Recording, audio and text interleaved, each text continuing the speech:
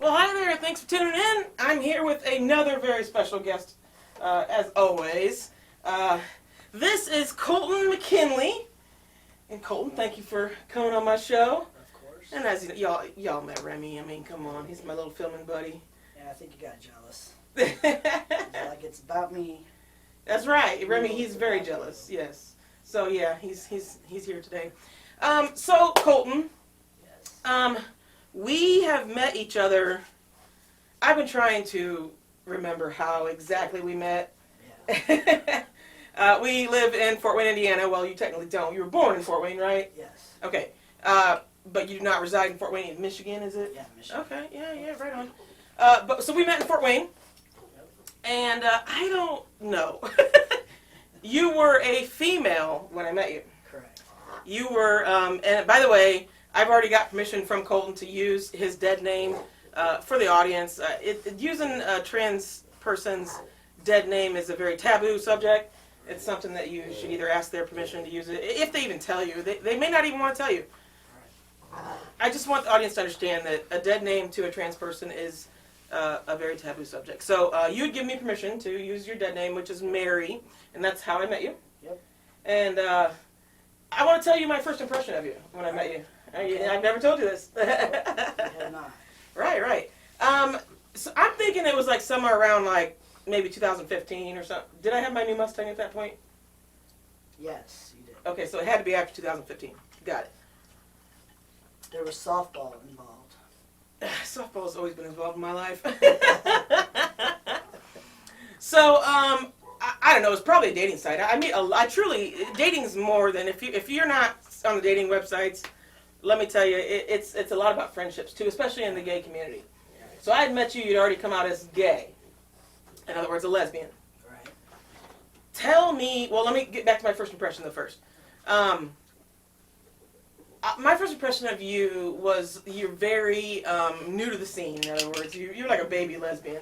Yep. And there was just something that I couldn't put my finger on it. I felt like you were a nice person. You were very pleasant to be around. You're smart. You had a good job. It's okay if I say what you did? Yeah. Yeah, you're a medical coding. That's a fantastic job. Yeah. Not just anybody can do that. I just feel like you hadn't found yourself yet. I'm honest. I'm saying this for real. That's how I felt. And I thought about this, and I was like, man, I'm going to title the show, There's Something About Mary. I've gotten his permission, by the way. Yep. Because there was something about Mary. I couldn't put my finger on it. Right. You were definitely new. I gave you that credit. I knew you were new to the scene. I've been there, too. Right. You just kind of like, first time, was that your first time, like, in the gay community? Yeah. Yeah. Talk to me about when you came out as lesbian. What was going through your head? Am I right? There was something about Mary, you know what I mean? Yeah. And so I met you at the softball. Was it Turner? Good old Turner's, baby. Yeah. So, and that was shortly after I started this job in the medical field, and I had somebody in management that was in this community, and I was wanting to explore because I always Explore. What do you mean by explore? So I grew up Mormon. So I grew up. Oh, we're gonna get into that, by the Yeah, way. this is like for real Mormon, y'all. Yeah. Do we have a temple? I'm not trying to stop you, but do we have a temple in Fort Wayne? No. Okay, no wonder I The don't know. closest is in Indianapolis. Oh, okay. They built, and that was built, I want to say, maybe 10 years ago or so. Like it's Very rather new. Yeah. Wow. Our closest was Chicago. Okay. Before that, and before that, it was Washington D.C. But Utah, the Salt Lake Temple, was Right. like the main The one, big and one. then it slowly has been Gotcha. going out. So yeah, continue with when you were a lesbian at this point. Yes, like I knew. So it was just a few months before I met you was when I decided I wanted to explore on my attraction to women, and I knew somebody in the management that was in. So she, as an older person was, trying to help me, and so she brought me to After Dark. So she was in the queer community? Yes. Okay. So she was trying to show me and talk to me about different places to meet people, because I grew up Mormon, being told to push anything that was considered bad or wrong out of my head, thoughts or anything. So I didn't know me. Any kind of thought, I pushed it out. So anything that looked gay, like, I'd be like, oh, no, and I gotta go away. Like, But what was going through your head? This is what I want to know. nothing. What do you mean? I pushed it out of my head. Did you find women attractive at that time? Yes, but I had to push it out of my head.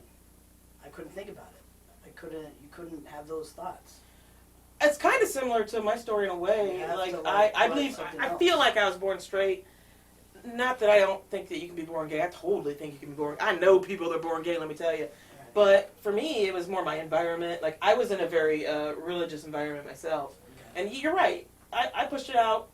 But I wasn't around there. I didn't know what gay was, especially from a female perspective. Like, what? Like, two women? What? Seriously, I had to learn, just like you did. So The only thoughts that I can remember when I was younger, I remember having the thoughts, I would cry at night because I was scared to ever have a baby. really, okay, Just, and have sex. really, you're Yes. scared. Yeah, like it was going to be painful. Like I would cry at night because I was so scared of ever having to do that. Were you like? I don't know why. Were you actually a teenager at this point, No, or you were just a little child? kid. You were just a little This kid was scared before of my sex. parents. Yeah, before. Man, we idolized. I thought like the first time I ever have sex, like the sky was gonna open up and like oh, it was gonna be holy. And let me tell you, Yeah. I give straight sex like a 2.5. Yeah, I remember that, and I always remember when I did allow myself to daydream, I always imagined myself as a boy in the situation, whether it was sexual or not. Wow. That's all I can remember thinking when I was younger. But I didn't know. I was not allowed to know anything about it, so I didn't have the words. You didn't have the words. I You didn't probably know had, myself. like me. You probably had no gays around you, right? Yeah. I'm assuming. Yeah, it was, and I don't talk bad about people, about anything. Like, I won't talk negative about the church. I wouldn't be who I am had I not had those experiences. It taught me how I agree. to make perfect choices, but the problem is I didn't learn how to choose. That was just always the answer. Like, there was not a choice. So then True. at 35, which is when I met you, was when I was 35. All right. Which was 5 years ago because I just turned 40 on Friday. By the way, So, this is Colton's 40th birthday. yes. I forgot to say that. Yes. Thanks for reminding me. Yeah, you're Yeah, welcome. 40 years old, man. Yeah, I don't know how I feel about it yet. Well, I'm 42, Okay. 2 years ahead of you. And 39, when I was 39, so in 2019, I was in the best shape of my life, physically and even mentally, too. And turned 40, dude, it goes down. I'm sorry, man. My body just gave up. I gained my weight. Third back surgery, got 7 screws in me now.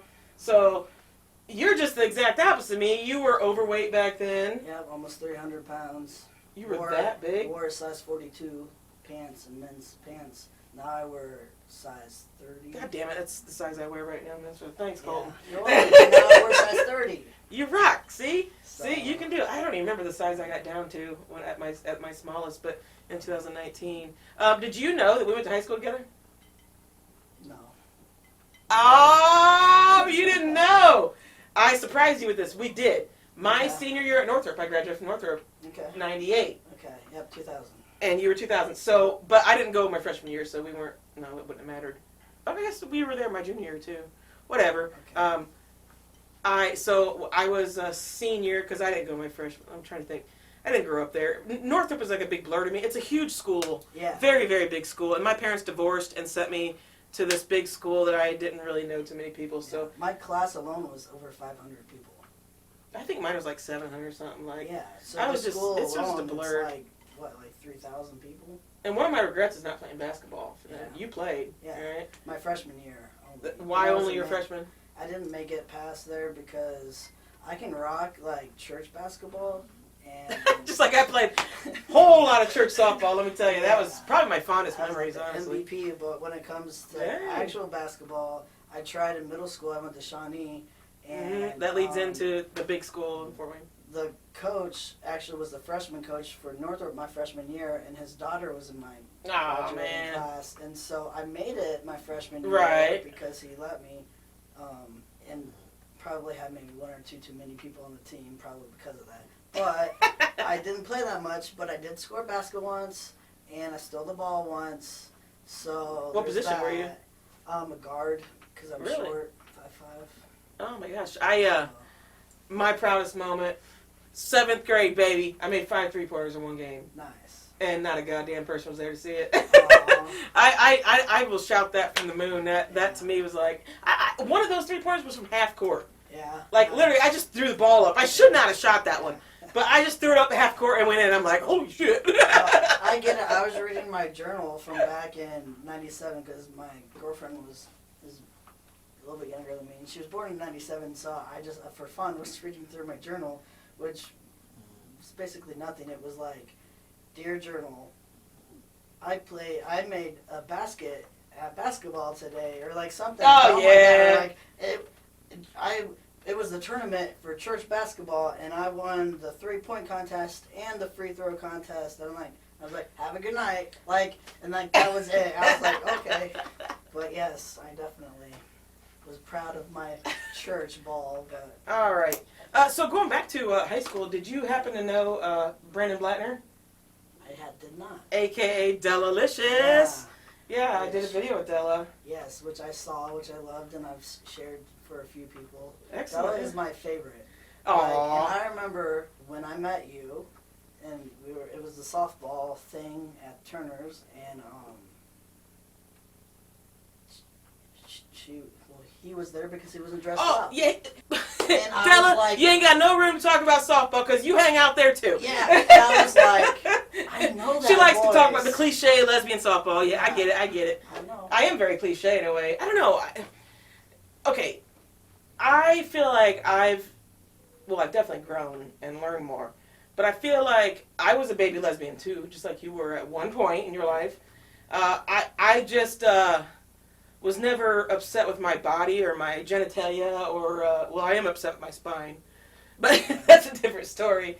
And my boobs, I got the breast reduction, so I was able to have surgery. Sometimes surgery can solve your problems, man. Right. I really want to know the point where you're like, I'm not a lesbian. I am a man. Right. Talk to me about that. Okay. So when I was 35 was when I got divorced and decided to... From a man. From a man. I was married to a man. How long were you married to him? Got married in 2010. Wow. That's a long time. Yeah. We had a daughter in 2009, Taylor. Okay. So, and then the church basically... Not that they... No, hold on. I'm going to stop you. The math is wrong there, you guys. Did you catch that? Daughter in 2009, married in 2010. Yes. You're Mormon. So, yes. Because what happens when you're sheltered your whole life and then you decide to explore and you lived in this little bubble, you make extremely stupid choices, which cost you a lot in different ways. Were you, attracted to him? Not really. He just was a person that, when he saw me, first thought that I was a lesbian. Okay. I met him, we worked together. Then I'm a sucker for people, helping people. So he had wrecked his truck. I didn't know that was due to drunk driving. So he needed a ride, so I went to take him home from work, and then he wanted to have me stop so he can get beer. Then I went to take him home, and he's like, oh, I shouldn't drink at home, take me to my sister's house. So I took him there. She wasn't home, so I felt bad. So anyway, she ended up sleeping on my living room floor. That's how it always starts. Yes. And Was so, alcohol involved in this after the fact? I never drank. You've never been a drinker ever? No, I didn't drink alcohol until after I met him. I was 27. How I did never had sex. That's another religious Yeah. part of you, right? Yeah, I've never had coffee to this day. What the hell do Mormons have against coffee? I really want to know. It's the addiction. So every rule for the Mormon I am Church addicted to coffee. I'm not gonna lie. for the weakest person. So Say it again. I'm sorry. every rule for the Mormon Church is due to like for the weakest person. Like I could drink alcohol and not be an alcoholic. I can do it and not let it ruin my life. Some people can't. Some people it'll be an addiction and they will spend money, they'll make poor decisions, whatever. So the rules are based off of those people that are the weakest. What That's about how having I one was coffee a kinda day? taught. I have 1.5 cups of coffee every morning like clockwork. Right. Is that an addiction? Is that wrong? Does it control me? Well, I'm asking. I don't know. What happens when you stop drinking coffee? Oh, You get let's not talk headaches about and that. so it's that craving that your body needs. Like, so they're just, that's how. Do you I still was subscribe raised. to all the Mormon traditions? I have put my religious beliefs on hold for the last 5 years as I've I've been in that tried stage. to figure out myself. Fair enough. I wanted think you to- have figured out yourself, though. Yeah, I'm to the point now that I've started to revisit. Like, I've gone to the Mormon church a few times. Where at? Which one? Second Ward in Fort Wayne. I've been there. So you are allowed in the Mormon temple at this point? So the church is different than temple.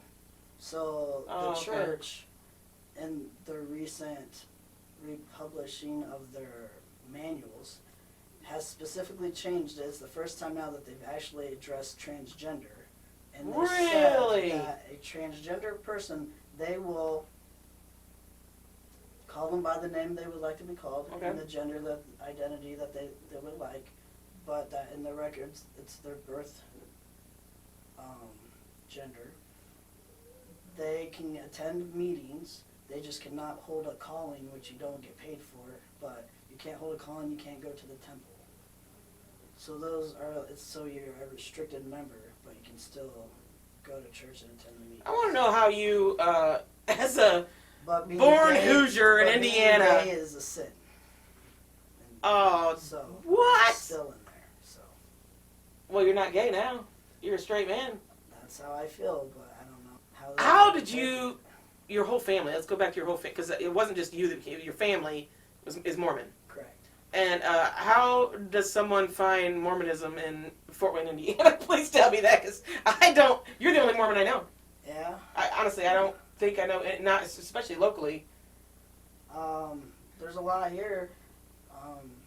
So when I was younger, my mom's from Lima, Ohio. My dad's from Auburn, Indiana, and he was the Boy Scout leader to my mom's son, and that's how they met. So if you lived in Fort Wayne back then, you would have to attend church in Lima, Ohio. But now the church is in Fort Wayne. They had a stake center, or they had a meeting downtown for a while, and now they have the big one by, it used to be Pierre's, I don't know if it's still Pierre's or not. Oh, yeah, Canterbury it's, Green. yeah, Canterbury, yeah, I got you. That's the Mormon church. That's where they meet, for real. There used to be a bar. It's Next so to the funny, bar. because, Well, it's next to the bar. it's so Next to that funny. comedy. All my, for all my 20s, I could tell you where every single church is. I probably played softball for them, or have some history with them. And all of my 30s, I could tell you like every bar and tell you some story about. Yeah. And I could tell you a story about Pierre's too. I think I had my best kiss at Pierre's in the parking lot with the guy that I didn't even know.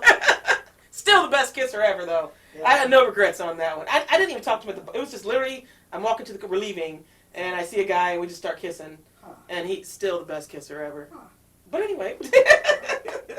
I went there for my 21st birthday, right before I went on a mission for my church. Everybody went to Pierre's their 21st birthday back And I then. That's sang what in you the did. karaoke bar. Have you ever been and- drunk?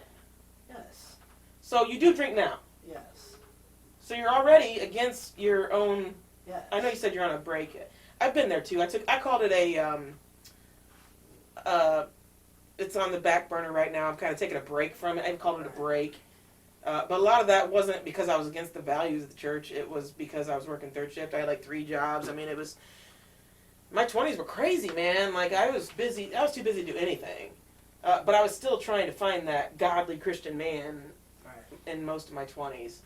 Right. And then I did find a boyfriend that I was very in love with him, and it was 2009. He was Catholic. Okay. And you said your husband was Catholic? Yep. Did that Tell me how that went. Like, you have a very interesting story, Colton. I'm so glad you're doing this with me. I do. So I met him, like I was saying earlier, because he needed a ride, and then he just happened to not leave, and then he has issues with alcohol. So there was many red So he's not flags. exactly the most godly choice. No. Was your mom? Tell me your mom's thoughts on this. Come on, did she? So she's born and raised. Well, her dad wouldn't let her get baptized in the church, but she has been to church since she was younger. She got baptized when she was 18. She can count on maybe one hand how many times she's missed church. She's very into church. Wow. And so the Still man, to this day? till this day, a man has privilege and is the most important gender. A lot of churches are So definitely. even if the man is an alcoholic and has all kinds of bad things, I feel like the man gets a little bit more under the forgiven it's okay. easier. Yeah. And then I become the bad person. Wow. So, yeah. So she was okay with him. Yes. But see, so back then when I got pregnant because when I was naive and I went wild, I got pregnant right away.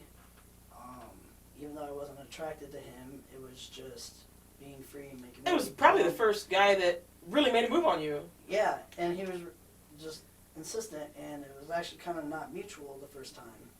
Aww. So, but it was a lot into all of that. But that's okay. Okay. But the church basically sits you down with like a counselor. I don't remember what they are called, but they bring pamphlets of the church's services for adoption.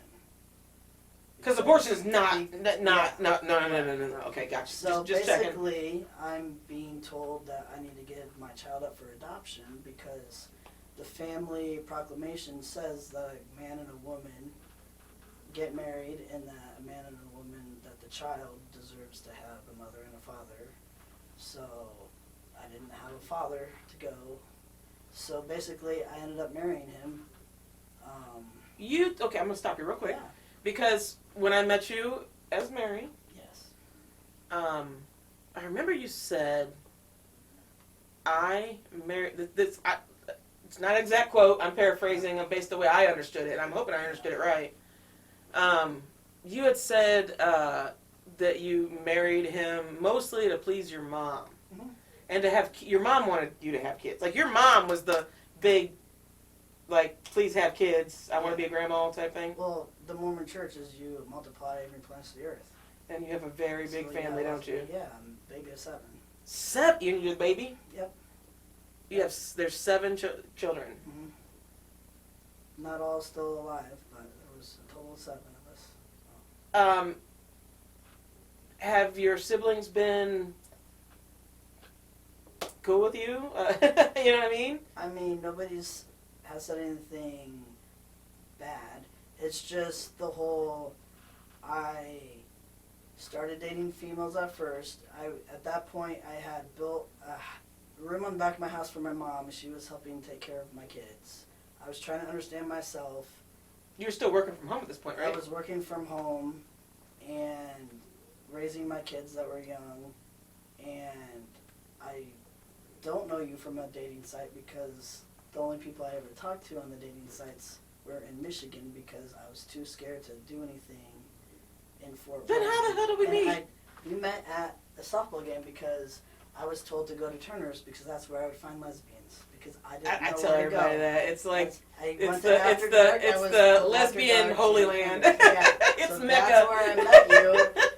Was we started talking. And there's a campsite right your by it, brother too. was there, and we were talking, and you were asking me questions about myself, and it was in a little patio area. Yeah. And the softball game was going on, and This just that's came how to I you. met You just now remember No, this is how I remember. I just was letting you try to tell us how we this? knew Because I each don't other. remember that. I And mean, that's when I met, that's what I did. Amber. Right on. Yeah. Yeah. So So yeah, you know. that was shortly after That's kind of my I had MO. started talking to people online and meeting my very first person, and I have permission from her to talk about her. I drove to Grand Rapids. She was the first person that I did anything intimate with a female. So it was a lesbian relationship. Yes. We call it a relationship. Yeah. Like, Well, yeah, so- she broke it off fairly quickly. That's Yes. also Via text. that's also totally they broke off quick. Did you move in? Did you get the U-Haul? I mean, I'm just saying. Well, she lived in the garage of her sister's house, so there'd no moving in with my 2 kids. Right. I had a house. So, okay, let's talk Yeah. about that. Your first experience with a girl, Yeah. and you're a girl at this point. Yes. Talk about it. What was that like? It was very enjoyable. Okay. Yeah, I've been attracted to female bodies my whole life, whether I've had to block it out my whole life. As I look back, and when I came out to my high school best friend, Jenny, when I called her and told her I needed to talk to her, she said, I told my husband, I think Mary's finally going to tell me that There's she's something a about lesbian. Mary. Yeah, it's like, and she told me this afterwards. So when I came over and I started telling her, she goes, I hope that you don't take this the wrong way, but I hope you don't think that I'm supposed to be surprised, because I've known since we were younger, and I've always thought, should I just tell her, let her know that she's a lesbian? And she's I've gotten that. I have to, When I came out, I was more surprised that I was gay than anybody. yeah. Really. And my mom, I've told the story a lot. When I told my mom that, I didn't use the word gay, I just said, Mom, I'm done dating men. I'm dating women now. That's how I phrased it. Yeah. And I don't know why, I just did. And she paused, and the first thing she said was, well, does that mean you want to be a boy? Because I was a tomboy growing up. Were you a tomboy growing up? Yep. Yeah. So I was a tomboy, and I was not mad at her question. I'm never, listen guys, ask questions. We would rather you ask questions. Mhm. My mom asked a question. Perfectly fine with that. The answer to her question was, no, I don't want to be a boy. I personally was okay with my own body, all that. I just didn't want to have sex with men anymore. I'm with women. And that was that. It's okay. So I like the question because I think it's a legit question for her to ask too. Yeah. I was a tomboy my whole life. And people called me a boy, and I got made fun of being he, she, and I wouldn't say I was overly bullied. I really wasn't overly bullied because I was friendly enough that they didn't, you know what I mean? And I had a really sweet basketball court that they all wanted to play on, and I beat them in basketball, so you don't make fun of somebody that has the home court, I'm just saying. Yeah. But okay, so, all right, so at this point, you'd been with a woman. Yes. Any other women after that? Did you keep trying that? So, yeah, I dated a girl from Canada. I dated. I love me some Canadians. I do. I mean, You got a soft spot. Oh, cool. Canadian. I remember that. I remember you showing me that. Yeah, Canadian Maternal tattoo. leave. Yeah, I've got all kinds of stuff. Right on. Then I've never dated anybody in Fort Wayne. I dated somebody in Ohio.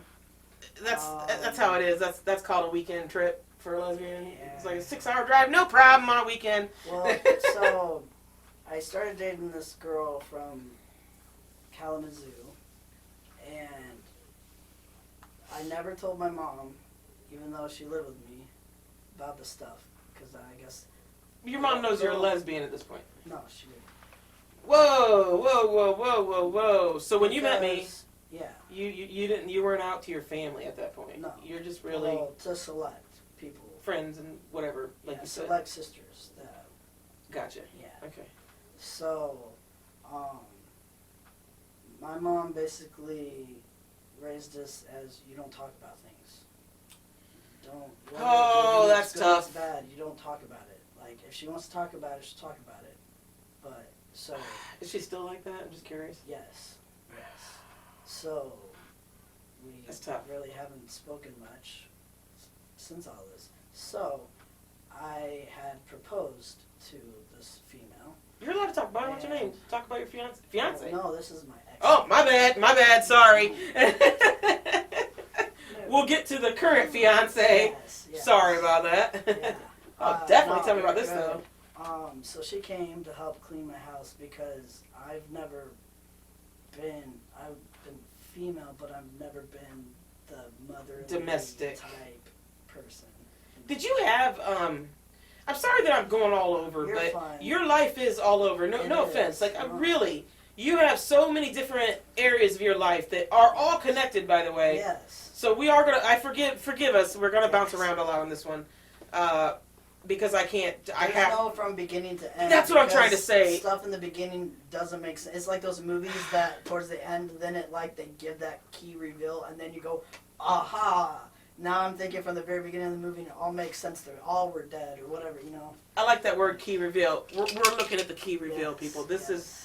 You look great, by the way. Thank you. You went through weight loss, Yes. and you've bulked up muscular-wise. A little bit with my jobs that I went from sitting at the desk to physical jobs. Although now I'm. Why did you give up metal coating? I think that's a fantastic job.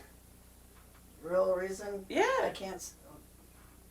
The company that I was working for when I started my hormone therapy, the insurance would not approve anything with the diagnosis gender dysphoria.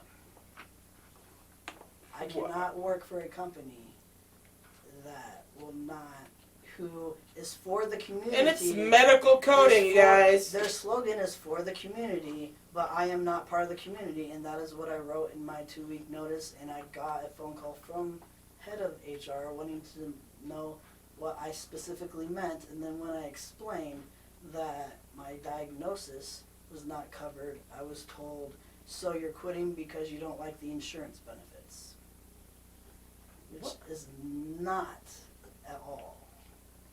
So, Wow. yes. So that is why.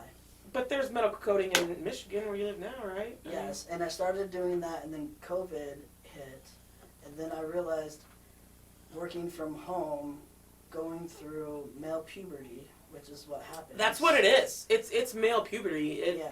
You went through puberty at 35 years old? No. No. I started dating females at 35. I started hormone October 22nd, 2019. So 19 was a good year for you, too. Yeah. Yep. So at the beginning, my vocal cord thickens, so then I start going through the squeaky voice starting to get lower and lower and lower, and then I started with the body hair, and then... Y'all. Okay, so first of all, we're going to show videos of your voice transition. Colton took videos of himself as he started T. They call it T. Testosterone is what they actually mean. And you did a good job of kind of filming, so I'm going to add those in. This is Colton McKinley, 1 week on testosterone. This is Colton McKinley, and this is my voice 2 weeks after starting testosterone. This is Colton McKinley, and this is my voice 1 month into taking testosterone shots. So, would you be willing to take your shirt off? Sure. Do it, man. You can keep it on, but I want you to show like what you've worked for, man. I'll try it, even though, just ignore the fat. That's me too. Check it out, man. Top surgery August of last year. So it was bilateral mastectomy with free nipple graft. So they took. They totally put quarters on there. That's what they did for my surgery with my breast reduction. My nipples are the size of a quarter. That's a quarter. And then I had this redone just recently because I had. They did liposuction on my side right there. Oh yeah. Side boob. Yeah, and then this one I have so much hair that I actually had like a hairball, she called it, but like a whole bunch of hairs that were trying. They got stuck, and so this wouldn't seal. So they just fixed that. You look fantastic, man. Thanks. I feel like I've watched you grow. You can put your shirt back on. Sure. I don't think Samantha. If they came in through half through this video, like, what the heck? I'm proud of you. I feel like I watched you grow. You transitioned before my eyes. Yeah, because when I met you, I didn't know that I was trans. You had no idea. No, I did not identify as male. Didn't even think about it. I didn't know that it was You an didn't option. think about it? No, that's the thing. That's what's hard to explain. Is I did not explore myself. I don't know who I am. At 35, when I met you, I didn't know who I was a few months prior, and I was just starting my small journey. So I helped you branch out a little bit. And the only reason why I did it is because my college roommate, Tennille, left the church.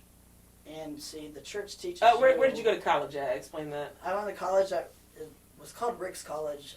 It's now BYU, Idaho, in Ricksburg, Idaho. So literally Mormon college. Yeah, Mormon college. You got a cheaper tuition if you were a member of the church.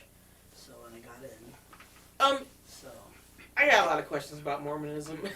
So my friend Tennille is from Cincinnati, Ohio. Okay. And she was going to school out there. And she went on a mission, and I went to Puerto Rico. And You went on a mission also. She went Dutch-speaking Netherlands. And What is a mission? Explain to the audience what a mission is for Mormons. so you save up money. They average out all the missions. I think it's roughly $300 a month is what you try to save up for. Okay. So you pay it yourself, but all of that goes towards, like, you get an airplane ticket, you fly out to a missionary training center where you learn the gospel principles you're going to teach people. Which is the goal, to teach people. To teach people and get them baptized in the church, and join the church, and to help the communities through service. So men go for 2 years, women go for 18 months. At the time, you could go when you turn 21 for a female and 19 for males, because they wanted the females to get married. So it's very family. I thought my church was, I came through purity culture. I mean, this is purity culture too at its finest. But I was raised in an evangelical church, and it was purity culture. Still has scrambled my brain. So I came out at 32. All right. So we have very similar. Like we came out as adults, which is a different story, man. That coming out as an adult, knowing that you've like missed out. Man, I could have been rocking my 20s if I'd have known back then. Well, see, and here's my problem. I also grew up in the church, so I didn't do the stupid 20s, get drunk, Me either. do drugs, Right. make bad choices. But there wasn't any cameras there anyway. It wasn't, the internet when I saw it. But now in my 30s, where I'm supposed to be making smart decisions, I'm trying to find myself. And I met somebody in the local, like, gay meetup group. Okay. That was like, hey, do you want to go to dinner before that group and get to know each other? I was like, sure. She was definitely she grew up Mormon too. Oh. She was more of the aggressive lesbian. You needed that though. You needed that though. Yeah. See, I'm not that. I never learned how to date. It was only one day. We went to the gay bar, and then she drove, and she's like, have you ever been to a strip club? And I was like, oh, no. Oh, yeah! She took me to a strip club. And then that's You gotta have a good strip club moment in there. Oh. Well, how was that? Tell me about that. Okay, so I remember sitting down, like, getting at this table. I would not look up. Like, there's boobies. This is back before the whole thing that came down recently where, like, now they have to, like, be covered. Oh, like, man, the COVID thing. Well, no, before that, they were trying to make the law, like, against, It was Indiana. it was like, they passed the local swing club so you can still be a member, because it's a membership, you can go have sex with random people, but you can't go see random people with their shirts off and string bikinis because you aren't a member. I don't know, it's just a lot of things. Regardless, though, you saw boobies. But yes, I saw boobies. So I was like looking like all shy, but I was too afraid to like get a dollar dance or do anything, and she ended up paying for a dollar dance. You needed someone. I could even tell that. When you met me, I was about 2015, so I was 35 when we met, and I was in my party stage when I met you. I was fearless. So I came out at 32. Okay. That's important. So I'm only a 3-year lesbian, so I didn't know what I was doing. But I was a newbie, and you already were like, oh, there's a newbie. I spotted a newbie right away, yeah. Well, hey, I'm glad I helped you out on that one. Yeah. So, I actually went back the next day. I said, because there was a girl that I liked, a dancer, and so the next day I said, all right, how about I get drunk, never date and then strippers. you drive Please tell me me there, and then I can actually talk to him. Like, I wouldn't go up. Makes sense. That's why there's alcohol. Alcohol! It's the only reason I ever got laid. But she lived out in the middle. It wasn't Ossian. I think it was Butler or somewhere. So, anyways, the drive was really long to go to Brandy's, which is the only strip club I go, and I still go to this day because I became a regular. Oh, I think I vaguely remember I this. went there. I ended up getting sick because I was drunk. Threw up in the parking lot. Went to the bathroom to clean up. The dancer that I liked was actually in the stall, so that was embarrassing because they're like. Did you have like a genuine crush on her? Like. Yes. Okay. Well, I learned my lesson. Did you actually think that you had like a chance with her dating? I'm just asking. I'm not assuming. Not her specifically, but there are because that's their job.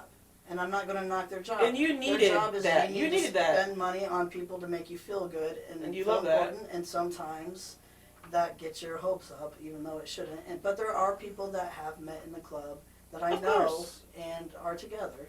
Yeah, so it's possible. It's their job. And I remember this now. I was like, yeah. Mary, you're dating a stripper. Yeah. That's not good. Yeah. So I never really. Not that strippers don't deserve love or can't have relationships, but you were so baby at the time that I was worried about you because. But looking back, I think you needed that. They accepted me. Of course they did. Because when my mom found out that the girl that was coming to clean my house, because I did not tell my mom, I had a family member tell my mom that this person was my girlfriend. My mom came to me. And a stripper. No, this girl. This is a different girl. Okay, all right, gotcha. I only went on one date with one stripper. All right. So, but that's where I met the community that accepted me. I believe that. It's very comforting. Made me feel good no matter what I felt. Right, no matter what, you were even accepted. if they were getting paid or not. Even I've made genuine good friends that are servers there, dancers there, that still work there, that have had my back since day one. Strip clubs never did it for me. Yeah. For one, I'm not into like feminine, the cliche feminine woman. I mean, they're beautiful. I'm not. That's yeah. But I am more of attracted to someone's personality. Right. Like you gotta like stimulate my mind. Yeah, there's a word for it. But and then I am kind of into more butchier women, if you will. Like just nerds in general. If you're a nerd, I'm probably into you. Intelligence just turns me on. But and it's not that strippers are dumb. I'm not doing that. I'm not saying that. I'm saying that's not what you're there for, to see how smart she is. Right. That's my point. Yes. So it just does nothing for me. Going there is not, even though I've had stimulating conversations with people. Yes, I actually have to. I go there and I know I've met their children, their husbands, their whatever, or just know them as people. Yeah. And I'll go in there and generally have great conversations, go to birthday parties, do all kinds of stuff. By the way, I got respect for strippers. I can't do that. Dancing and the pole and they're working the audience. It's not an easy job. I really actually respect them. Yeah. I never did growing up though. People that do that kind of work are icky, and I don't feel that way anymore. I think that prostitution should be legal. It should be regulated, and they can get health tested and contraceptive. We can do it so much better. Yeah. And you're right. You I see why you did that. Like I said, looking back, I see why you did that. But I was worried about you. I ain't gonna lie. I was worried about you at that time. Yeah, I made stupid mistakes, but I learned from it. But okay, going back to my mom, when she found out, she came out to me in the living room and she, pretty much quoting, said, "I wish I knew a long time ago I wouldn't have wasted my money, time, efforts into you." So, What the fuck does that mean? and Really? What does that mean? basically that, in my mind, it was her saying that she does not approve that that I was not the Mary that she knows and loves. Wait, this is still lesbian Mary. Yes, this is the lesbian Mary. We're still in lesbian phase here. Yeah, She didn't accept you as a lesbian. yeah. And so that's when I moved. But she was helping you with your kids, so what did you do with your kids when you moved? So, I was dating somebody in Kalamazoo. I moved out and rented my house out to a stripper, which made my mom move out right away. From her. Should I laugh at that? I don't know. It was a really hard situation, which is what my family, I believe, supports me, but it's hard because my mom's so in the church and everybody wants her to be happy, and they know how hurt she was, and I don't think they understood how hurt I was. The whole Wow. thing. So it's hard to support me. You're both hurt. because I get it. You're both It's hard hurt. to support me because then it's like you're going against my mom, but you love my mom, and she's in her 80s, so it's like, and it's not her fault because born in Ohio, being raised Mormon, like what everybody feels is like stone, like you can't change these things. This is how this is, and this is how this is. Just how it is. Yeah. And now She's it's not a bad like- person. Yeah, no. It's just the knowledge and the strict upbringing that she had as well, yeah. and she wanted to give that to her children. Yeah. So, I know you said how many of your siblings have passed away now? My oldest brother's passed away. Okay, so now there's 6 of you left. Yes. Of the 6 of you that are left, Yes. do you all practice? Are you all still practicing Mormons or what? No. So I only have my oldest. I have 2 brothers. That one passed away. My other brother still practices. Was married in the temple, and has kids.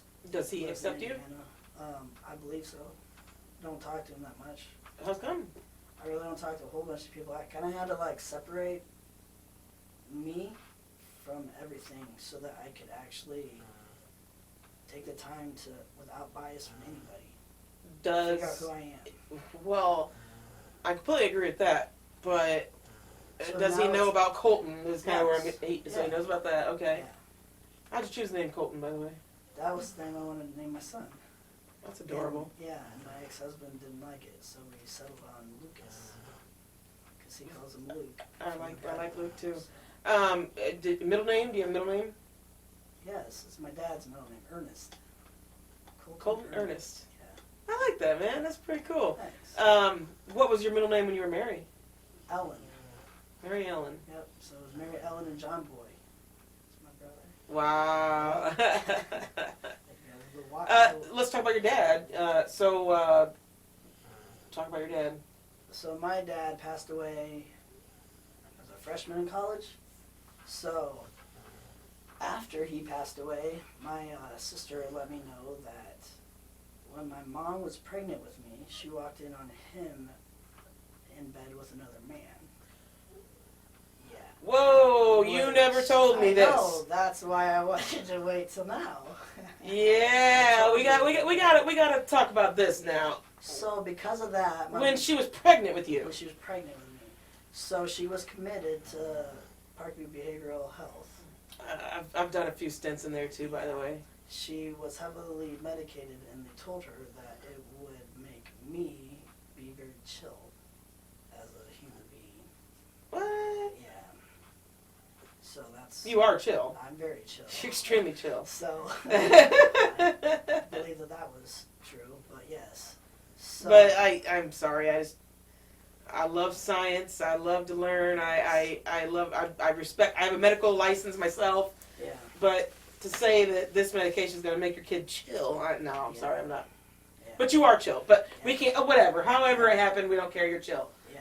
So So she spent time in there to go through her depression and whatnot. no. That's deep. Yeah. Like, when my mom got pregnant with me, she doesn't even know how it happened, and she was fighting with my dad. She put a note in his windshield wiper that said, "Hey, by the way, we're having a baby." And that's how. And you were the baby of the babies. Yeah, yeah. You were the baby. So you're probably an oops. No offense, but hey, nothing wrong with oops babies. So I found out that he was attracted to men and had different people guys that had hung around the house, or because my parents got divorced when I was 12, and I would see him on the weekends. There were times that we would go to people's places. Wait. I didn't Did you know. say your parents got divorced? Yeah, when Is I was 12. Is it? You think it's because of that? Like, I mean, what? Do you know why they got divorced? Again, Yeah, you said your mom doesn't talk about things. So she doesn't talk about things. So I would say yes, because my dad would spend money on boys and give attention to men, and he got excommunicated from the church, but he got back into the church through repentance and the process that there's a letter from the prophet, like, where he had to like talk to like the head of the church here that talked to the head of the actual church. Correct me if I'm wrong, but I had heard about Mormonism that if you're gay, they accept you. However, they want you to be celibate. Is that true? Yes, being gay is not the sin; it's the act of being gay. Yes, and acting on it. So was your dad trying to be celibate? Yes. Do you think? I believe so. Okay. I never got to talk to him. He doesn't know anything about me. He doesn't know that I dated women Because he passed away. He was passed away. In your freshman year in college. Yes. So. Was that hard? I mean, would you say you were He was closer to your sick. dad than your mom? I was closer to my mom because I grew up in the church, and You my live with mom her. in my Yeah. church, and I was the only kid that moved with her at the time because everybody wanted to stay with my dad because he didn't make you go to church. He didn't give Gotcha. rules, and you got to do whatever you want. Yeah. And I was the only one that stayed in the church throughout my whole life. Everyone else left the church, and then some came back to the church. So, and some didn't. But I just, I feel for you, man. Not only did you find yourself in your 30s, basically, yeah, but religion has followed you. Like I was very, very religious for over a decade of my life, mostly my early preteen years into my 20s, and I've left the religion. I no longer am a believer, but I'm not excommunicated. I'm not treated bad. These people still love me dearly. No, but I don't hate them. I love them dearly too. It's not like that with Mormonism. Like you're almost like you're a bad person if you drink freaking coffee. yeah. Like I'm sorry, but I still can't. Oh. Yeah, it's called the Word of Wisdom, and it talks about. And Have you even tried coffee? No, the smell of it is, and I don't want to get addicted to something that I can't stop because I've done that before with like Mountain Dew. Oh, Or like that's how I named my first dog, Dewey. I named him Dewey after Mountain Dew. Okay. Oh, Or now I gotta put a smoking. picture of my Dewey in this video. Yeah. I love dogs. He lived to be 16. He was cute, but yeah, Dewey. Yeah. And then Remy's named after, because I was a sleep technologist. Okay. Well, I still technically have a license in it. I'm on medical leave right now, but Remy's named after the sleep stage REM, Yeah. which stands for rapid eye movement. Okay. And it's just funny because he's got a wonky eye. Okay, 'cause his eyes are beautiful. That's my favorite part about him. Yeah, I just got a chocolate lab. So Oh, tell me about, you got a puppy now. Tell me about your puppy. He's 9. We've had him 1 week now. So we got him when he was 8 weeks. So he's just And what's his name? spoiled. Benjamin. We call him Benji. That's very cute. So. Do you remember the movie Benji? Yeah, because you're at that. Yep. Yeah, my cousin's had a dog named Benji too. It was a cool dog. Yeah. He's a lake dog, man. He just loved the fish. But he was small. Yeah, And he he looked was- just like Benji in the movie too. And he was like the laid back one in the litter when we went to go see them. And I was like, yeah, he's my type. He's my like, let's have fun and then I'm tired. Like, let's put it down. Okay, so I do have I have just random questions for you. Like I said, we're not following any. It's impossible. No I'm offense pretty to sure you. I haven't finished any one of my stories that I started either. It's all right. It's all right. Well, listen. That's what. Part 2. Either part 2. I'm still a small fry YouTube channel. Okay, guys. I'm really small, and you have to get 1,000 subscribers just to even get monetized. And that's just not even. I don't even care if I ever make a dime on this. I just want people to tell your stories. And so my question to you. Did you ever see the movie Boys Don't Cry? No. Okay. Colton. Okay, I wasn't allowed to watch rated R movies, and I gotta remember I grew up Mormon. So You have homework to do. I have lots of, trust me. When you could tell that I was a baby lesbian because I had to stay far away from everything. So I was testing waters and learning stuff new every day and doing, I always feel bad, even to this day. I have a trans support group in Kalamazoo. Good. And I'm I glad. feel bad because I know, and I say right away, I go, if I ever say anything that offends people, I apologize because I don't know how to speak in this community. Just because I have figured out who I am, I haven't spent time. There's lingo. like the Mormon religion. I can say all kinds of things. That Oh, I would can be I like, can I can do that what? too. You know? Yeah. But so when it comes to like, I'm a chameleon. I didn't get to research this because it was a no-no. So I didn't research. You're talking about being trans. You didn't get to anything, research trans. Anything in the community, lesbian, gay, bi. That's wrong. Like that's, I don't do that. Like, So I was taught that that's, don't hate them. We don't talk bad about people, but what they do is wrong and don't. So it was just a. what they do is equivalent to drinking coffee. Is that right? Yeah. I never did like no that. sin is worse than the other. Right. See, I never did. Even when I was a super duper Christian, Yeah. I never did subscribe to that one. I'm So like, I followed everything to the T. I can't remember which. There's a serial killer that diverted to Christianity right before they executed him, so he's in heaven now. It's like, but yet he killed these people that didn't get to repent before they died. So the people that he killed, his victims, are in hell right now, supposedly, according to the Christian religion. I can't subscribe to that. I can't subscribe to coffee being as evil as, say, cheating on your spouse or something like that. Right. I can't do that. Yeah. Do you still, to this day, believe in the Mormonism view of Christianity? Because you do. It is called Christianity, right? Yeah. Like you believe in Jesus, like died on the. Okay. So do you still subscribe to basically what Joseph Smith? Is he a prophet? I don't even know. Yeah, he was their first prophet. I don't know if I believe in everything. I believe in God. I believe that religions, the purpose of a religion is meant for good and is meant to help guide people. I agree with that. I don't feel like and it's really hard to say because I went on a mission since I was little. Where did you go to I know on your the mission church trip? is true. In testimony meetings, these are the things you say your whole life. And until walking away, you turn around and go, was I brainwashed? Like, I've had because those moments. straight away, I can't even, the words can't even come out of my mouth to say, So you I got don't out of your think bubble. that there's one church that is true. That is hard to say. This is the first time I've ever said that.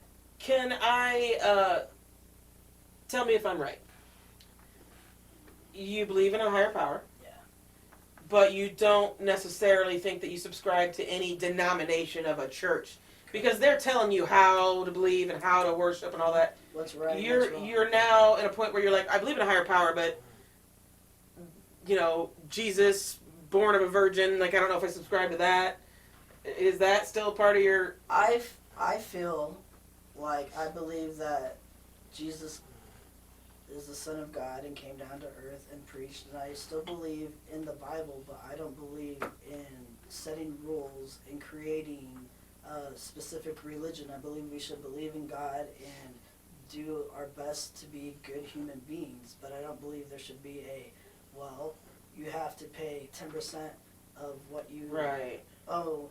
Like, yes, I owe God because he gave me life. He created this world. Like, I believe in that, but I don't believe that I should be told specifically, don't drink alcohol. Well, I can drink alcohol. You shouldn't get drunk and drive. You shouldn't get drunk and beat your spouse. You shouldn't get drunk and do all the stupid things. Right. If that's the type of person you are, you shouldn't be drinking alcohol because you're going to do that to prevent yourself from doing that. Okay. I believe in that. I don't believe you just straight go. Nope. Like. Fair all enough. these rules. Honestly, that's okay. Because there's a lot about the Mormon religion believes in the Bible, but then they also believe that Christ, before he was resurrected, he visited Americas and preached there before he came back 3 days later and appeared to them. That's where And then there's a Mormonism scripture. loses me right there. Yeah, because there's No offense, listen. The whole American thing, wasn't it like he found some plates by some city in New York? Yes, in Palmyra, New York. Palmyra, New York, Yes, that's what it is. And it's based off of people back in the time of Jeremiah when they were getting persecuted for believing in God.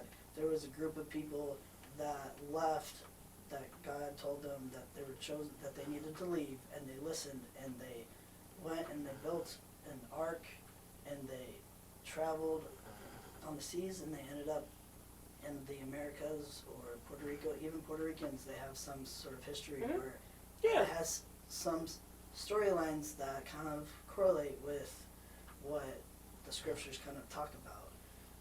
And where Native Americans are. So basically, they're saying that the Native Oh, that's right. Americans Yeah, they are the people that are in the Book of Mormon. But aren't And they bad people though? They're They're the bad people. Yeah, Indians are. The Lamanites and the Nephites. Like there was a group of bad people that ended up because the guy's sons, kind of two of them went bad, and so then they had their good son Nephi, and then they had like all these people that were believers and good, and people that were bad, and they would fight and all of that. So That is where now you if lose I me with believe Mormonism. if I believe all that, it's basically all like the Bible, where there's stories that you can read them and learn what you Good values, need to and learn Jesus from has some great teachings. I don't actually. they're Yeah. parables. Right. So Right. you can't tell me what something means because they're a parable. So it depends on How you I take take it and Yep. where my faith is at that time. So that's where religion loses. Colton, me. if you don't mind, you're a very very intelligent man. You are, in my opinion, you've gone from I know I'm not Mary, I know I'm not into men, and then you went to women, still as Mary, and then you just said that's it. I'm Colton now. Yeah, That's where you're at now. You found Colton, man. You found yourself. But my personal opinion, correct me if I'm wrong too, I still think religion is still something you're still kind of, that's another branch of your life that you're just kind of still searching. Yeah. And that's okay. There's nothing wrong with that, by the way. Because Take your time. You know what I mean? spent my Like, whole life thinking one way. yeah. And so now I had to put that on pause while I figured out who I am. And now I'm like, okay, now let's go back and I know my basics of what I believe. Right. But other than that, Now you're just looking at it through a different lens. yeah. Quite literally, because you got some nice glasses and you got yourself into shape. And let's talk about the transition. Alright. Let's see. I want to know the exact moment that you went from Mary the lesbian to I'm not Mary anymore. So, it was shortly after moving up to Kalamazoo to be closer to a female that I was very unhealthily in a relationship with. It happens.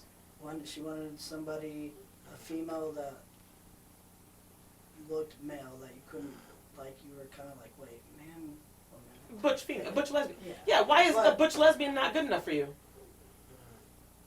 Because that's not who I am. I'm not a female. That's not been me, who I am, like, at all. And What made you make that leap? so That's what it I'm was, so she, after I moved up there, sat me down and said, I have met somebody, a male, and I want my daughter to have a real male father figure.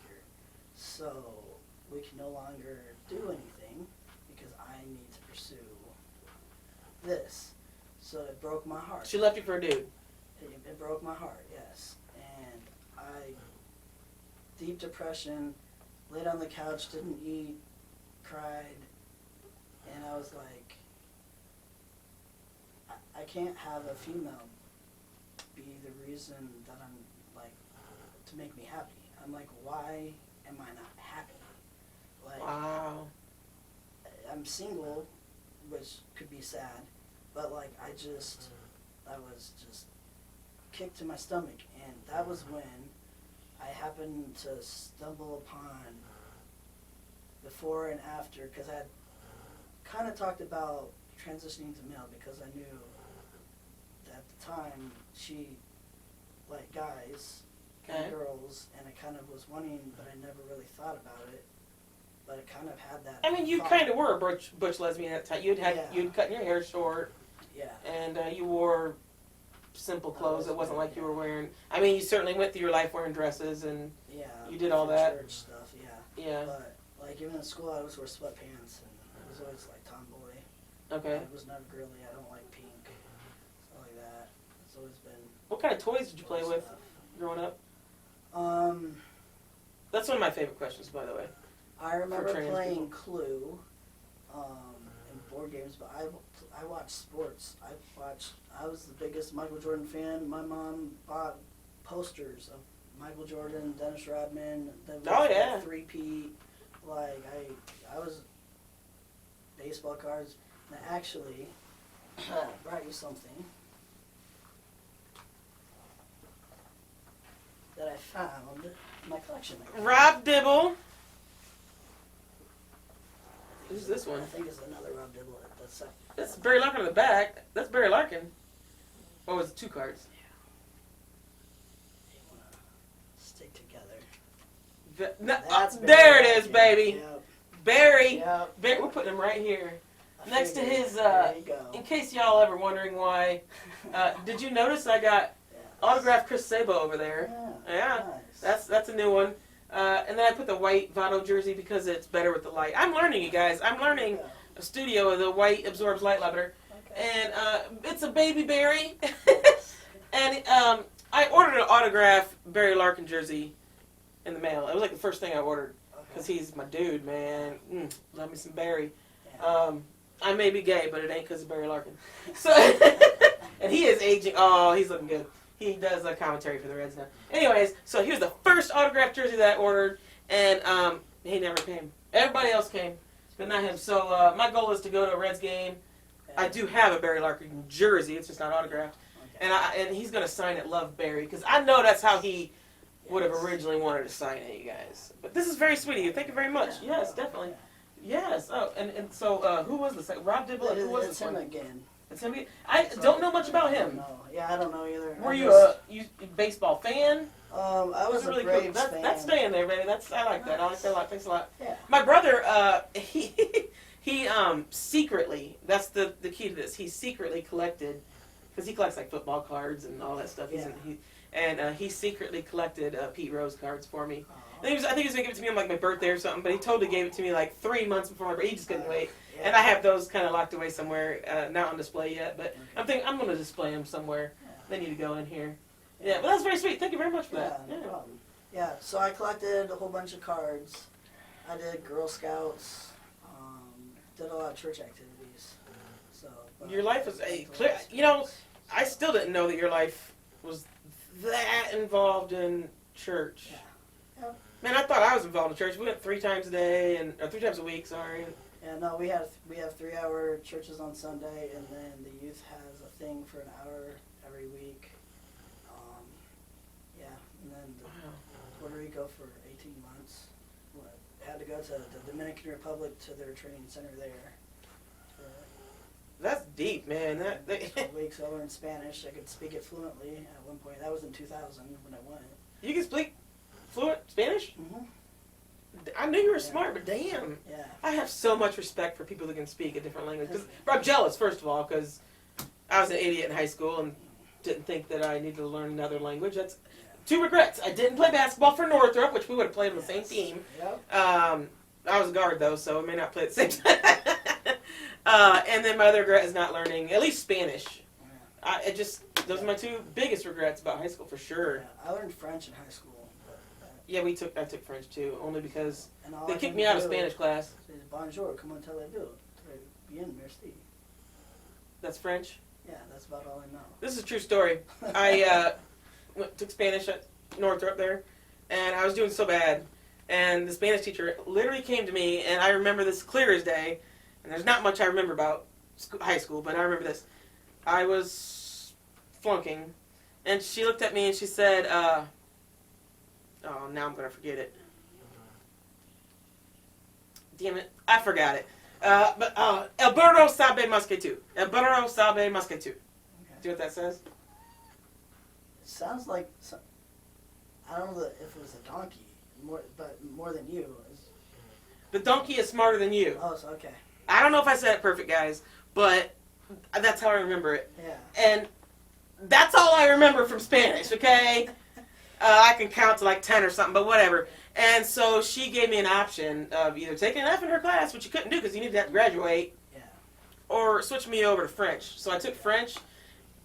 I don't know if I learned a damn thing in French. All I know is she got a box of chocolates around Christmas time, Yeah. and I hooked her up. I'm just saying, I think I got a D in it, but Yeah. Well, Yeah. I was immersed in the culture, and I had sometimes you always have to have a partner, and every 6 weeks I would either get moved to a different town or I'd get a different companion is what they call them.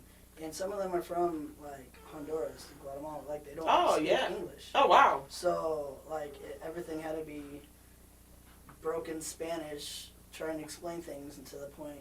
But every day you go to, like, 23 people's houses, and there you don't knock. You have to yell, like, buenas, until they come to the door.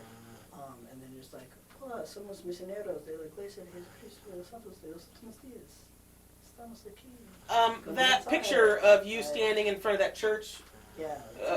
what the church. what did that say? Uh, I'll post that picture. In Spanish or English? Do it both.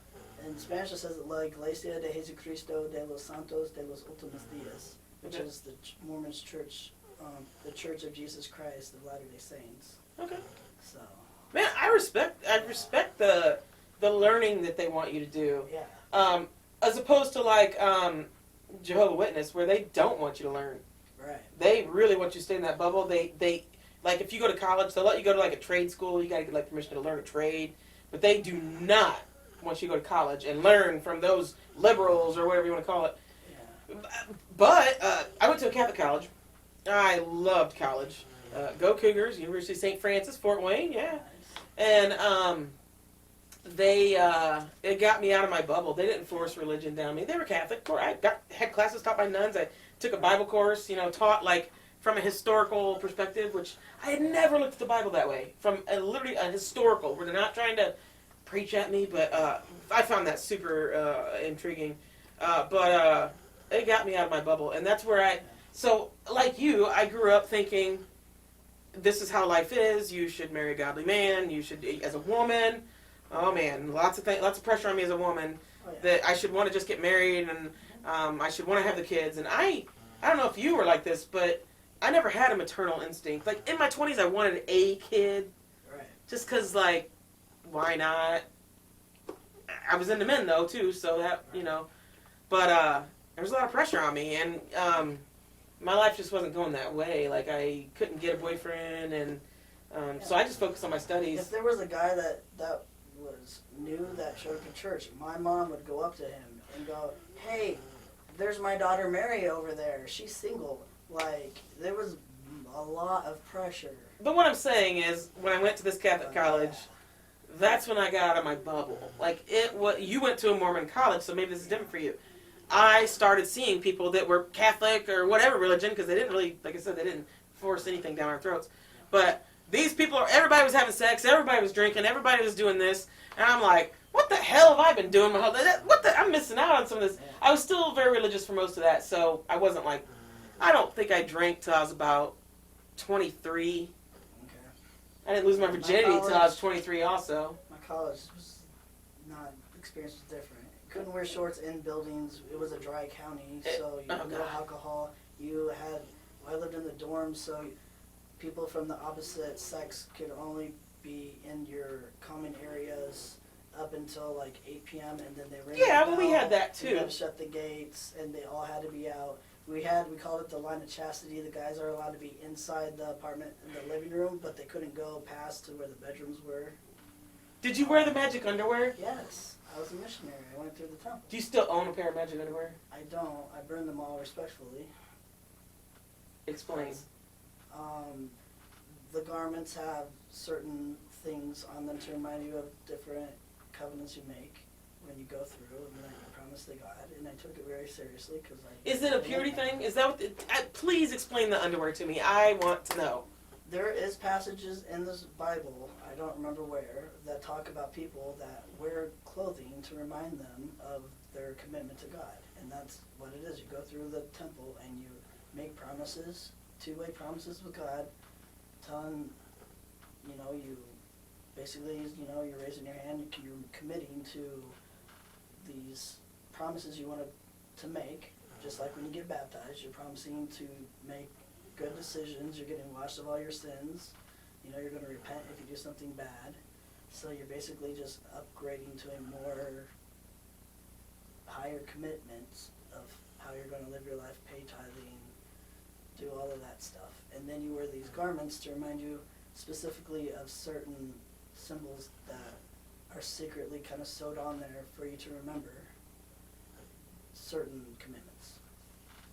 and you also commit not to really talk about it. However, you can find a lot of videos. Of I've very seen pictures. accurate Will you let me show a picture of information. magic underwear? Oh, yeah. Okay.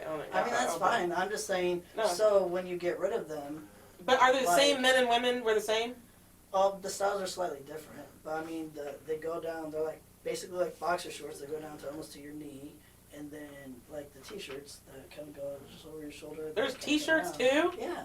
There's tops and bottoms. For They women also- too? Yes. Do women men have a and women. top? Yes. Do They they get to even wear have- bras? Yes, but you have to wear them over them. When, okay, so They even have, like, the flaps. is that something you always wear, or is that only for single people? It's for when you're old enough and you go through the temple for yourself and you make those commitments. You don't have to be. Oh, it has nothing to do with age or usually marriage. it's you're getting married. So it's either when you go on your mission or you're old enough and still single you can go through, or when you're getting married. It's a higher commitment. It's not for the young. Or just Man, for the single. I just can't. Yeah. Uh, That's why I say the church gets to tell you what kind of underwear to wear. I'm sorry, I'm not feeling it. What kind of underwear do you wear now? boxer briefs. Hell yeah. Yeah. I remember the moment, I had a moment when I became a lesbian. And, I used to wear the quintessential female underwear. Nothing like, I wasn't wearing like thongs or nothing, but like, I'd go to the women's section and buy women's underwear. Yeah. And, I don't know, I saw an advertisement for, they're literally women's boxer briefs. Okay.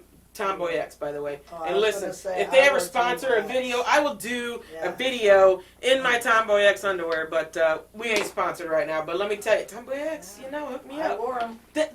But putting them on, it was a different. Yeah. It felt like me. Mhm. Like, and they're not men's underwear. I want to make that clear. These are for women. Yeah. But it's just like I'm tired of that. And they I have had- the different lengths and everything. I had another moment when yes, they do. It's all types of women's boxer briefs and regular underwear too. But I'm just saying, I think it's a fantastic company, and it is for that. I don't feel like I want to wear them skimpy little. It's just not me. And another moment, you talked about cologne. You had the Michael Jordan cologne. I remember when I switched to men's cologne. Okay. That was big. I, to this day, have gotten way more compliments when I wear men's cologne than I ever. And I wore some high-end women's perfume for years. Never got a single compliment on it. My friends smelled amazing, and it just didn't work. It was so, I don't know, man. Oh, I rock the men's cologne. I always smell good, even though I can't smell from COVID. Well, I had nose surgery about 10 years ago. And now Nose surgery? Yeah. I What had happened? Deviated septum, Oh, okay. and they tried to fix that. And So nothing I cool, couldn't- you didn't- Well, I couldn't breathe while I was laying down, but now I can't really smell like anything. Oh, man. Yeah. So now when I say it, people go, "Oh yeah," I'm like, "No, it's been 9 years. Like, well, it's had to be longer than that now." But it's not from COVID, or not from getting like slammed in the face with a softball like me. Somebody I heard like fell off the back of a pickup truck and hit their head just right, and then they couldn't smell. Oh man. It's crazy. I did get hit in the face with a softball. And of course, of all the softball I played, I was the pitcher and all that. You'd think that I'd have a really cool story to tell you about how I got blasted in the face with a softball. I had to get stitches right there. No, the games were over with. I was a bystander. I was just sitting talking, and just someone hit a ball and boom. Well, when I was younger, my brother wanted. And I'm going to show the picture, so brace yourself. It's a little bloody. There it is. Okay. My brother threw a rock up in the air for me to catch when I was little. So I was apparently like. How big of a rock here are we talking? Probably like. Okay. That big. I was small. I don't remember much. But You're the baby of. I went to catch it like this. Oh gosh. So it came in and hit me on the top of my head, and I got rushed. My mom, I guess my brother's wife, Vicky, they both have passed away. She was very loudly like, "This child is bleeding and needs to get like on the ER." And so I guess I got stitches on the top of my head. I don't remember, but now that I have short hair, apparently it's like further back. I guess when you grow, your skin moves. When your head gets bigger. Like if I ever lost I could never be a bald person. Like I have Oh yeah. I've got so many scars on my head. Every time I played with my brother, he's 4 years older than me, Yeah. and I always ended up in the ER for some reason or another. I got so. That happened to me. But that, and I have a scar on my knee, but I don't know if it's like a little blue scar from riding in a go-kart. And my brother we were doing the pedals, and I got to steer, and I steered us right into my dad's truck. Oh my gosh. And the bumper got my out. But I was that was my type of kid stuff, was playing outdoors. I lived on Fort Wayne on Evard Road, and there was this little creek that we go down and catch little crawdads. And then Oh yeah, I did we play put that. in like the puddles, and then we play football, and then you try to tackle people into the crawdad pond. I don't What know, the heck, man? I We haven't didn't played. have Glad- our little devices like. Yeah, you grew up in Nintendo era. I know, but I had. Like it was amazing. I In had- the '90s were amazing to Well, grow up I in. had to have a paper route to pay for my own Nintendo, and then add that Ninja Turtles game. But I paid for my own bike to do my. So you did have a bike. Nintendo. Yeah, and I bought a Nintendo. They allowed that, is what I'm saying. Like you're allowed to have. Yeah, were but you that- couldn't play it all the time. Because But the next I edition, also- right? Yeah, but we also had a beta. We never had a VCR. I Man, had we a beta spent until high school. hours and hours and hours and hours in Nintendo. I love the era that we grew up in. I really do. Yeah. We I mean, watched it go from what was Atari. There's even one before that. I have a to- Commodore 64, or whatever it's called, a big You still have computer. it? Yes, at my house with the disc floppy that you put in. You have to put in load dash star Oh with my the God. quotes dash 8-1 or whatever for it to load, and then the little cassettes. And you have the one little joystick that you're and the one button. I'm like, you've got these. My daughter has the VR thing, you know, and you're like doing all this stuff. Virtual reality, I'm yeah. like, really? Where's the joystick and the button? And then you see everything in front of you. Oh, and you just do that. I watch Twitch a lot, Okay. and they'll play. I don't know if you know what Twitch is. It's basically I'm watching people play video games Yeah. on my TV in my living room. They're at their home, and I'm literally watching them from and I love it because it takes me back to my own. Like I loved watching the video games. I don't like playing them. I watched my brother play, and I don't know. I just would rather watch the video games. So you're a watcher. Yeah, so I can. I say I beat Zelda because I helped them through it. You know what I'm saying? Yeah. There you go. I love the era that we grew up in. Yeah. I think it was we know. Do you know how to read a map? I know how to read a map. That I learned that the Dewey Decimal System. Yep. Yep. Um, I worked in the library in high school. just the little when it says save and it's like a disc. Mhm. You know, that's a floppy disk is what it's Yeah. referring to. Yeah. You and I understand that, but like Yeah. kids these days don't have no idea why it looks like that. Yeah. So just little things I noticed. But I'm telling you, turning 40, Yeah. you now have 4 decades to look back on. Yeah. It's for me, it was eye opening. I realized that, and all 4 of my decades are just as different from one to the other. Yeah. I mean, I went through my basically college work. My younger years were spent like in the church and just family. Being a kid. Yeah. I think I had a good childhood. Overall, I wasn't like you. I enjoyed the church. Yeah. Right? Would you say there was moments you certainly enjoyed it? Right? Oh yeah, I love Yeah, absolutely. everything about it. I actually have this tattoo, which is my divorce tattoo, my very first tattoo ever. So I'm gonna get a picture of it, so we'll show it there. it says freedom, and it says never look back, and it has the Puerto Rican flag in a heart with a dolphin. So this is from where I got divorced, and I'm free to be who I am, but What's this? never look back. Oh, So, that's what it says? Yeah. So I don't want to think about the past. I'm not looking back. I'm not stopping what I'm doing. My experience with Puerto Rico, they're like my heart, and that was from the church and everything like that. Dolphins, I went to Golf World in Florida with my kids, and I would not trade having my kids for anything. Yeah, let's talk about your kids. Was there ever a point where like, how should I ask this? Like, okay, I'm gonna start it off like this. Like, don't you kind of feel like motherhood was kind of forced on you? Yes. I'm not saying you regret it or that you weren't a good mother. I'm not saying that. Yeah. I'm just saying, Yes. in your situation, it was like what you do. Mhm. That's what I thought I was gonna do: marry a godly man, buy the house, the white picket fence, and then have his kids. Yeah. And like you said earlier, the man was the hierarchy, so the Bible says, basically do whatever he says. And so with that said, you clearly you did what you had to do. It wasn't easy, I'm sure. Oh, and it's funny because my ex-husband, while we were married, continually would say, "What do you think? You're the man in this relationship?" Like, things I would say and do, and would always make comments like that. And I loved my kids, and I cared for them because I had that love and the bonding, and still love them and care for them. But it wasn't, I don't feel like it was, I had the same relationship that a mother does. And I know, for one, being the 7th kid, and my mom was 41 and my dad was 50 when I was born.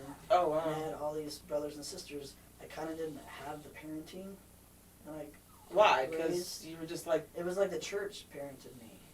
Interesting, wow. So now, as a parent, I don't know how to parent, and I don't have the church. And I'm with an amazing woman who had discipline in her life. And so that's the only fights we ever get into, is because she's got this experience and I've got that experience, and trying to come together in one happy family, it's harder than it would be had we both had the same experience. I understand. We're going to get back into your children. We're going to take a break real quick. All right, we're back. And we had to feed the dogs and let them out. So Remy just had a full belly, and, you know what that means. So if he's burping and farting, it is what it is. Well, I can't smell still, so... Oh, that's right. Neither one of us can smell very well, so, yeah. Frenchies he's a French bulldog, and they're known for Frenchy farts, so, yeah, they're pretty lethal, but, So, Colton, we were talking about your children. Yes. Go ahead and tell me their names, the ages, what they currently are now, and talk about your kids. So I've got my daughter, Taylor, who is 12. She will be 13 in July. Okay. She's in 7th grade.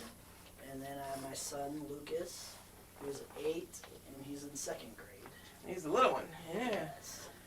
So I filed for divorce originally when I was pregnant with Lucas, but I had to wait till I had Lucas before it could actually be processed. That's just a state law, right? Yeah, Yeah. because he's not a living being yet, so he Oh. can't be as considered a child until he's... Doesn't have a social security number, in other words. Yeah. Well, and he doesn't have, like, life outside. Yeah, right, So right. if he didn't survive, then that wouldn't be Oh. a child. Yeah, yeah. Too. So, like, I got it. I understood that. Yeah, so, yeah. But yeah, so...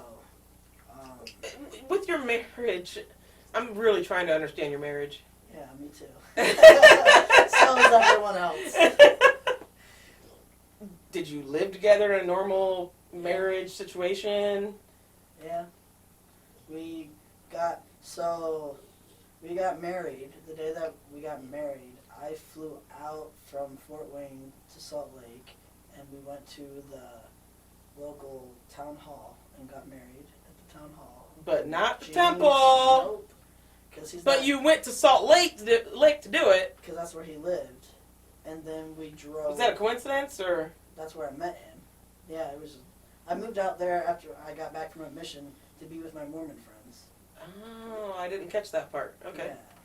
So, All right, well that makes sense yeah, then. which is why I didn't leave the church until my college friend Camille left the church, and I realized she didn't burst in flames and died, because they teach you it's better to not go to church than to go to church and then leave the church. So Wow, that was deep what you just said. Yeah. She didn't burst into flames. Yeah, she didn't burst Like, into flames. Okay, you had asked yourself if you were brainwashed. Yeah. And I think anybody that's left religion that was deeply involved in it, I think you do go through stages. Like, I didn't just quit church or believing overnight. I promise you, I did everything I could to still try to believe. But I went on a whole entire, what I call a religious journey of trying to defend my faith. But what ended up happening is I just got, like, too many unanswered questions, if you will, that just didn't work for me anymore.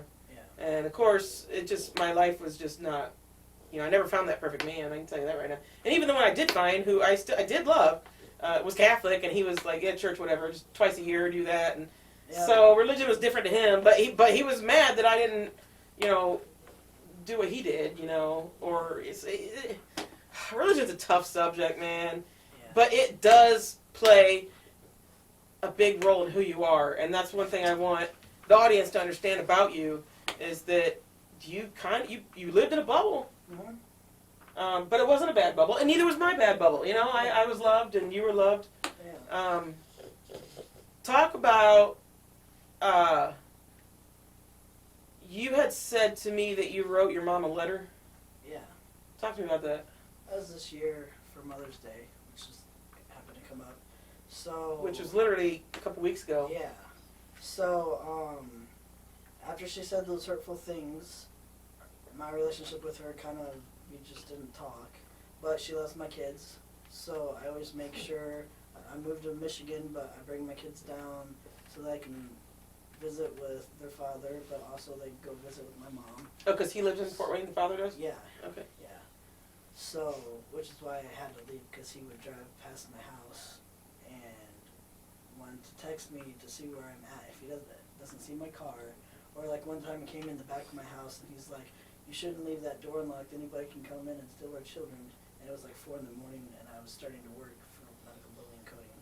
But anyways, Jeez, man. so I had to get farther away. So that gave me a good opportunity to, when I did move farther away, to be able to explore myself and figure out who I am. So that was when I started, after the whole ex-fiance thing. We had broken up before, and then I thought was back together, whatever, and then she broke up with me for a guy, and then I went in my depression, realized I'm not happy for who I am, what's going to make me happy. Then I started researching, because I had very vaguely researched about transgender, because growing up, it was like transsexuals and like the guys wearing dresses, and like it just was very not what transgender community is at all, but what I thought it was growing up was so different. In movies is just awful. Yeah. Except for Boys Don't Cry, which is your homework to watch, Yes, by the I way. watched that. Let me tell you about it real quick. Hilary Swank plays, it's based off a true story. And I can't remember the character's name. I feel bad I don't remember the character's name. But basically was born female and transitioned to male in the movie. And the acting's phenomenal. I did cry. I don't cry too much in movies, but the story of I think that was a good representation. Unfortunately, the ending's not good, but the reality of what it shows and portrays is very real, and you need to watch that. Yeah. But other than that one, I mean, I can't. Jessica had a few in her video that she really liked, but it's hard. It's hard to find good. I mean, it's getting better. We're getting better representation. I'm glad for that. But yeah, you had to explore that. You didn't just that wasn't very available to you. Because I didn't even understand the gay community. Because when I decided I know that I'm attracted to females, then it's just like I don't know where's the gay, like, I don't know. Where am I supposed to go to meet people? I'm like, I don't know. Where's Why the didn't door? you go online? Where's the door to enter the gay community? I know. Hello, I'm In gay. Fort Wayne. No, but I mean, like, in Fort Wayne. The gay bar, dude. Anything, but Did you try that? I did, Or did you but not look by yourself? I'm very quiet, and I was very overweight, and I wasn't, and because I didn't know who I was, I wanted to date females, didn't know how to do it, and I didn't understand myself. And in retrospect, looking back, I should have tried to figure out myself first before going after what I was attracted to. But at the time, that's what I wanted to do. And I don't so I fault you dated for it. Don't feel females, bad for that. But yeah, after seeing pictures of people before and after online, when I finally kind of started looking into it, I was like, making friends and all that too. wait, I can look like that, like, and all I have to do, and I'm like, so then I get a hold of a counselor in Fort Wayne that I had talked to previously. And you do have to go like at least a year of counseling for that, right? To start hormones? Yeah. No. Or no, to actually have surgeries and stuff. Oh, it's based off of insurances. Oh, jeez. Here we go with insurances again. Yeah, however, things are better than what they were, because from what I heard from people in the past, before you could even do hormones, you would have to dress and Oh, yes. live your life as the gender you would want to be without being able to take hormones. There's no way. I dressed like a guy all the time. That didn't make That me was feel no like big a deal. guy. However, the little teeny tiny chin hairs that I was getting, or like my voice starting to get deeper, or whatever, my body, my muscles and my muscles and fat redistribute to a more male look. That's Yeah. when I was all like, Yeah. that's me. Before I look in the mirror, it's just my eyes. Like I just look at my eyes, that's me. That's it. Everything else is out of focus.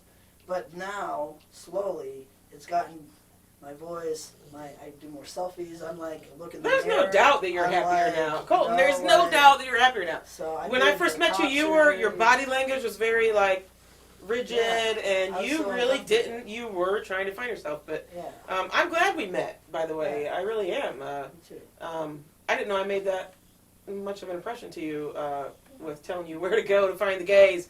I know where to find the gays, y'all. You were welcoming, and your brother was there, and you were talking. About Oh, things, yeah, and my brother was there that night? Yeah, All right. He's picked me up at every bar drunk. Oh yeah. Yeah, he's, let's see, he's picked me up at bars drunk. He's picked me up at the Looney Bin. He's picked me up at the ER. He's picked me up at, he didn't pick me up from jail that one time. There you go. Oh, he's picked me up from gay pride, drunk off my ass. Yeah, I got a good brother, y'all. We do videos together, Jacob of all trades.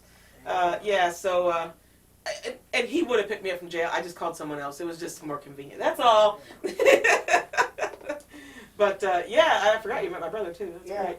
and you explained how the lesbian community is kind of like people date each other, like you date people and then you date their exes, and because it's such a. Oh, yeah, I small- explain it like this.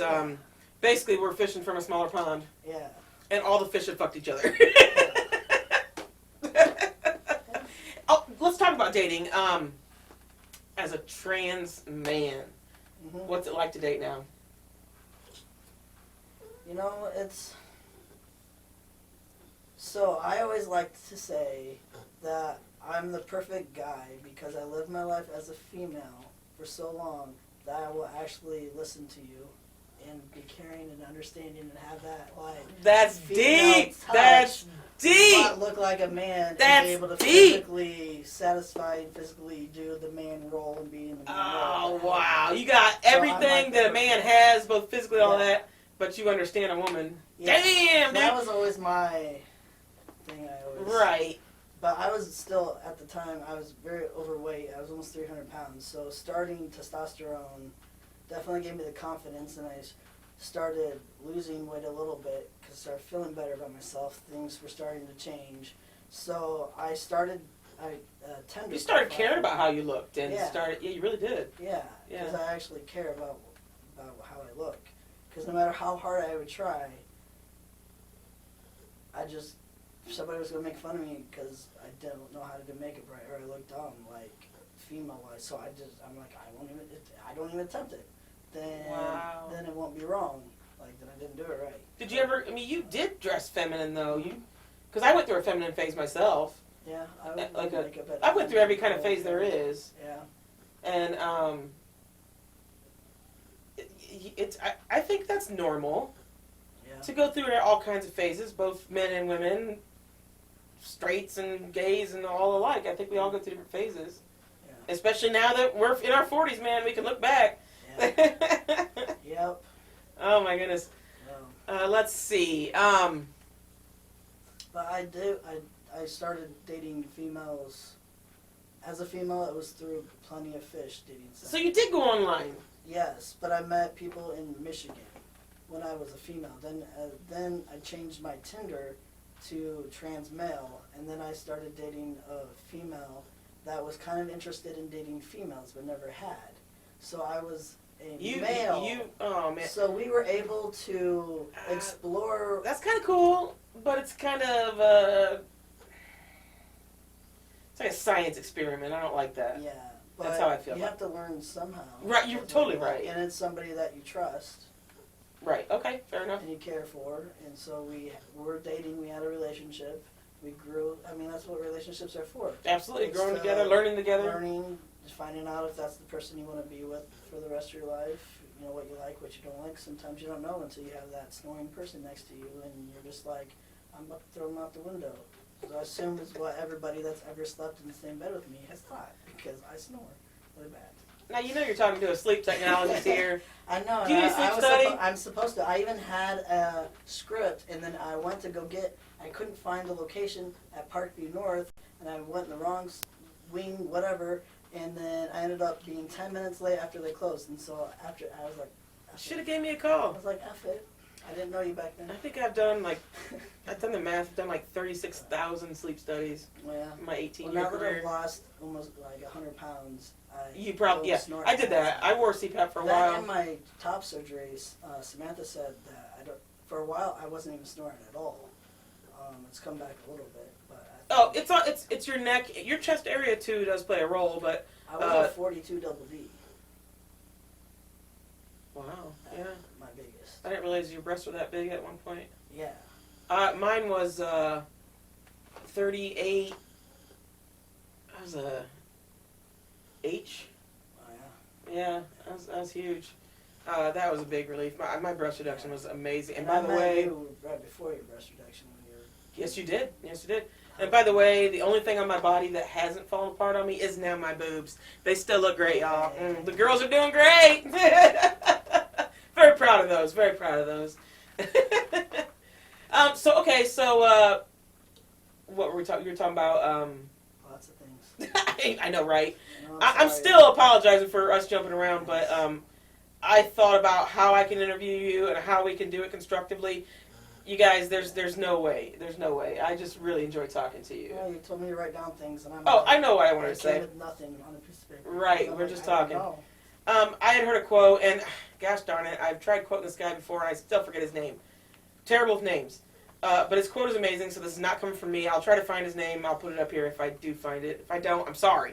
But it's not coming from me. He is a gay male that is a marriage counselor, and he explained, and marriage for all walks of life. He's not just, he just happens to be a gay man.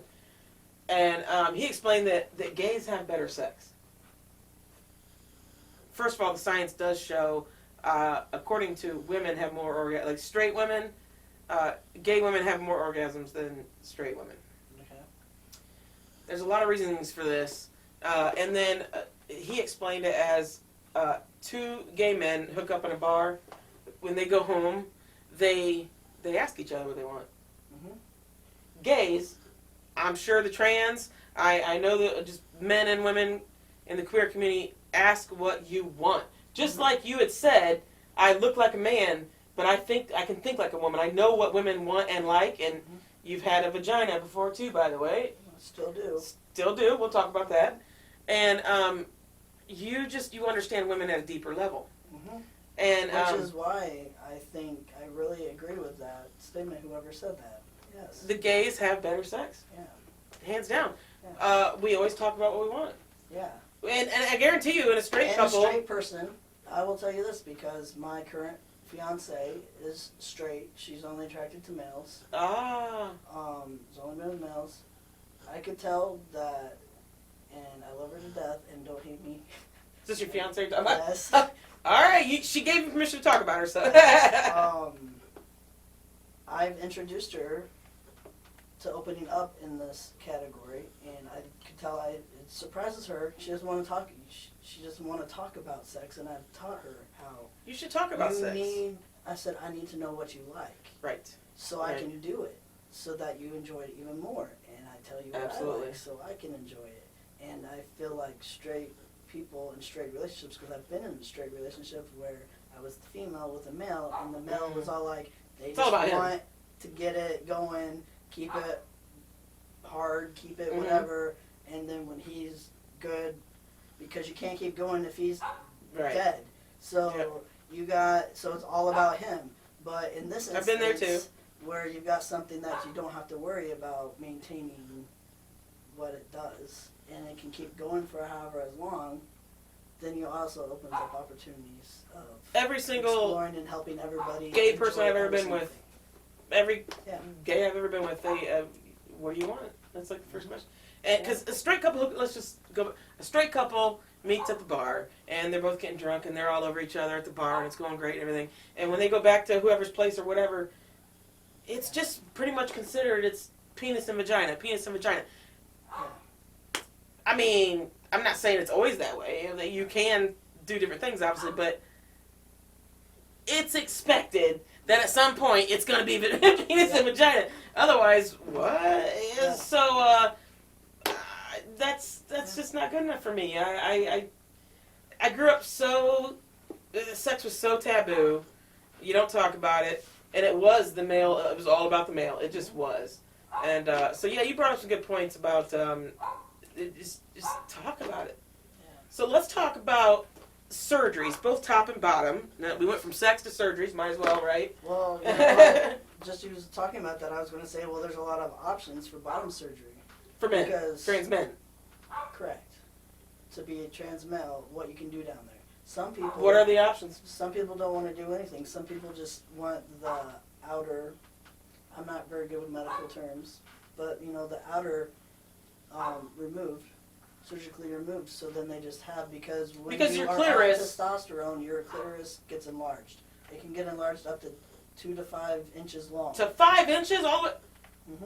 because it is in the womb. It is the clitoris that forms into the penis. Yes. Okay. Yeah. So when you're taking T, your clitoris gets larger. Yep. Does it get like hard enough to penetrate? Is Yes. it? Wow. Yeah. I'm impressed. Obviously, you don't have And- testicles or anything like that. I mean, okay. Yes. Who But cares then- about? Nobody cares about testicles anyway. Some people create it. That's what the flaps for the vagina. Oh, okay, is. okay. But the testicles, What about they can lengthen the urethra so that when you do create a bottom surgery, and if you want a penis, that you can pee out the end of it. And you Damn! can come out the end of it. Wow. Yeah. And then they put. So in, you essentially have normal orgasms. Yes, but now they try to keep the nerves intact. Now whether they can Yeah. do that or not, like I've had my top surgery, I can feel in places and not in others. So. Oh, the sensation. because- Yeah. Yeah. So whether or not I'd actually be able to feel anything being inside, I don't know because they've got to take the skin grafts and do all of that. But there's like so, you can just take the flaps off and just have the enlarged clitoris. You can have the clitoris shaped into a tiny penis if you want something bigger. Wow. You can keep the hole and just have that a penis with the hole still underneath it. You can have that closed up and have testicles or no testicles. You can have. I had no rod. idea. You can have a rod that bends, or you can have What like about a a pump? penis pump. A pump? Yeah, I was gonna say. Yeah.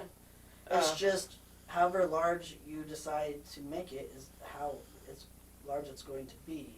It's just going to be flaccid, and then you've got to pump it to get hard. My concern, So if you it was don't me, wanna is go- sensation. I I've mean, I'd seen want to have, there's- you know. There's a website where you can see post-op. It's very professional. Right.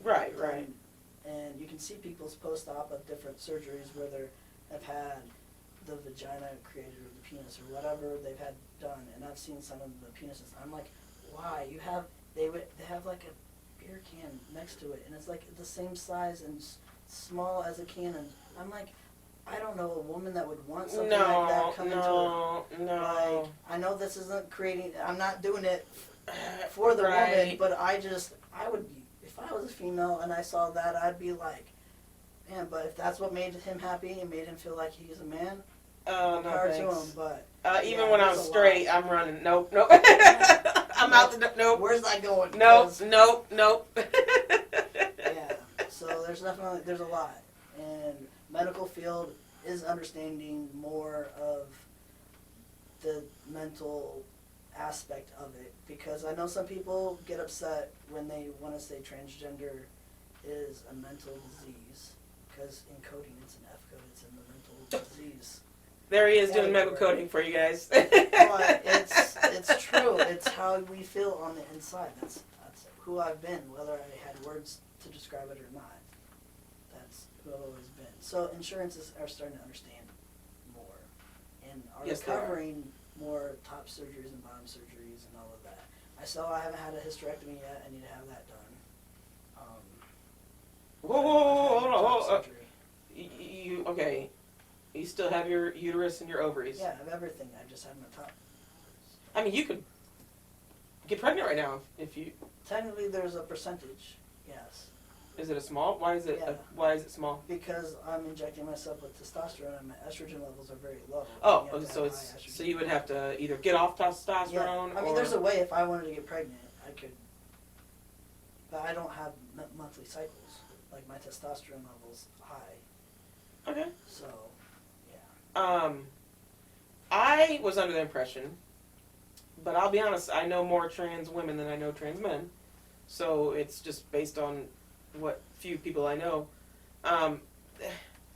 We got some great apparatuses, if you will, for trans men that, I mean, you wouldn't even know. Or it's okay to know. There's just great toys out there that is pleasure for everybody. You don't necessarily have to have a penis. Like, yes, but here's the thing.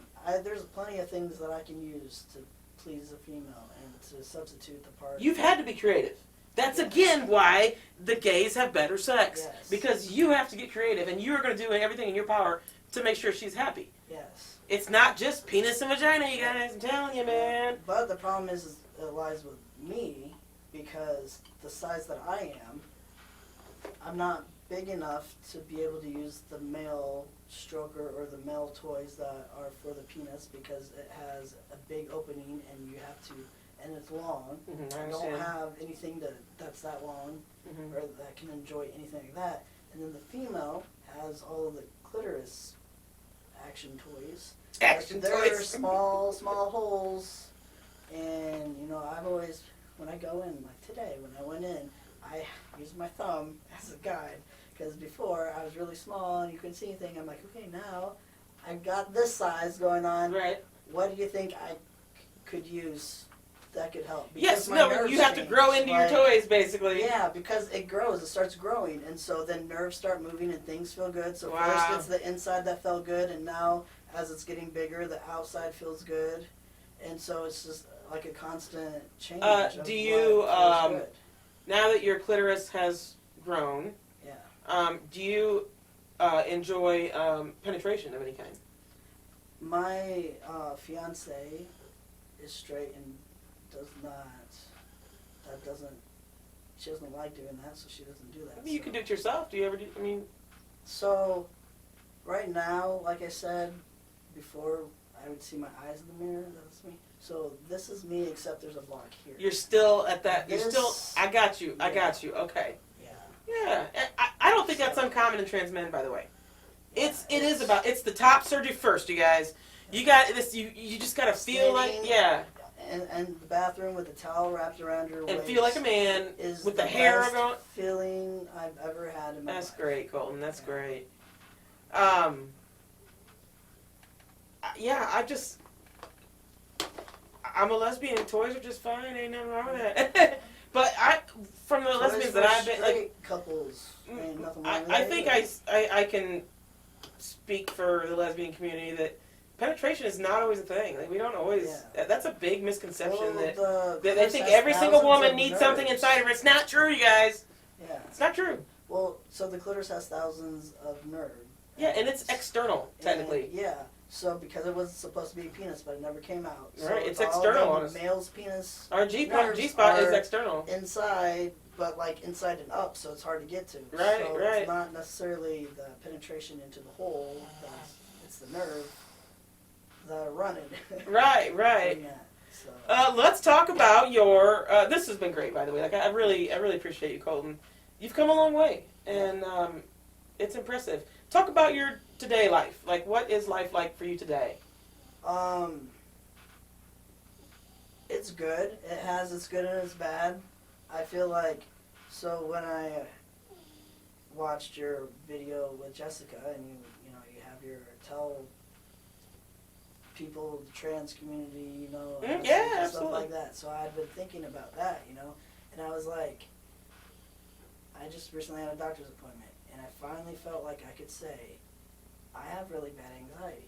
Aw. As a transgender person, I feel like because I've made this choice, and I know that this isn't true, this is just, and that's, I might be the only transgender person, I feel like it should be common feeling. I feel like everybody looks at me and goes, well, he chose this because he chose that to be happy, so he should be happy, like 100% happy. Like, I can't be depressed. Like this I was your have this final. pressure Like of you win the everything has to prize. be perfect because I chose Yeah, this and this is you crossed what the I finish said line. was supposed to be me, and so now everything's supposed to be perfect. Perfect, Because yep. I chose this, and not admit to the fact that I still have anxiety issues or I feel overwhelmed. I have ADD. Like, I have things that come with that, and it's like I feel like I can't admit to not being 100% perfect in health and mental and whatever, because I've chose to live this life, and now I feel like when people look at me and they know, like, there's the trans guy, like, you know, like, and then all of those thoughts and labels and everything. And so that's probably the only negative thing, but life as Colton has been way better. I care about myself. I eat healthy. I do Herbalife. My fiance got me into doing their shakes, and You work all out of still? that. I started working out. I'm starting to do running. So Wow. now that Now you don't got now this big. that Yeah. they knocked me in my face. Now I can run, and I don't have this, like. And I wore binders and stuff, and I couldn't do it because it's just, you know. For every the step, audience, you know, it's like, binders are like. Can you go ahead and describe what they are to the audience? basically, it's like an ace bandage type of thing you would wear, either a shirt or even just a wrap, and you wrap it tight to wear, but not too tight. Just to make your to chest look support flatter. your chest flatter, and then when you start taking hormones, it distributes your fat differently, so you start losing the fat in your boobs. Oh, And wow. I was very big, so they were very empty, so it was a lot of skin. Oh man. So then yeah. I basically had to take my boobs, it's like hanging here, skin, push it up, and then take this like kind of like elastic kind of Wow.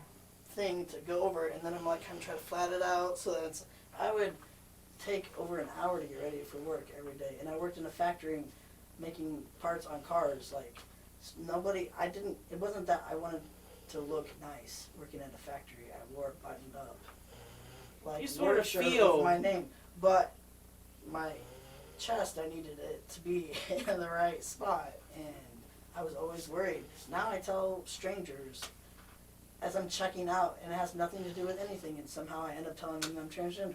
I don't know why. It's just really weird. So you're pretty. You're open with your dead name. Yeah. You and I had I always do like a pre-interview with my guests. I try to, and like, how comfortable are you with your dead name? You're super comfortable. You're a very open person. I like that about you.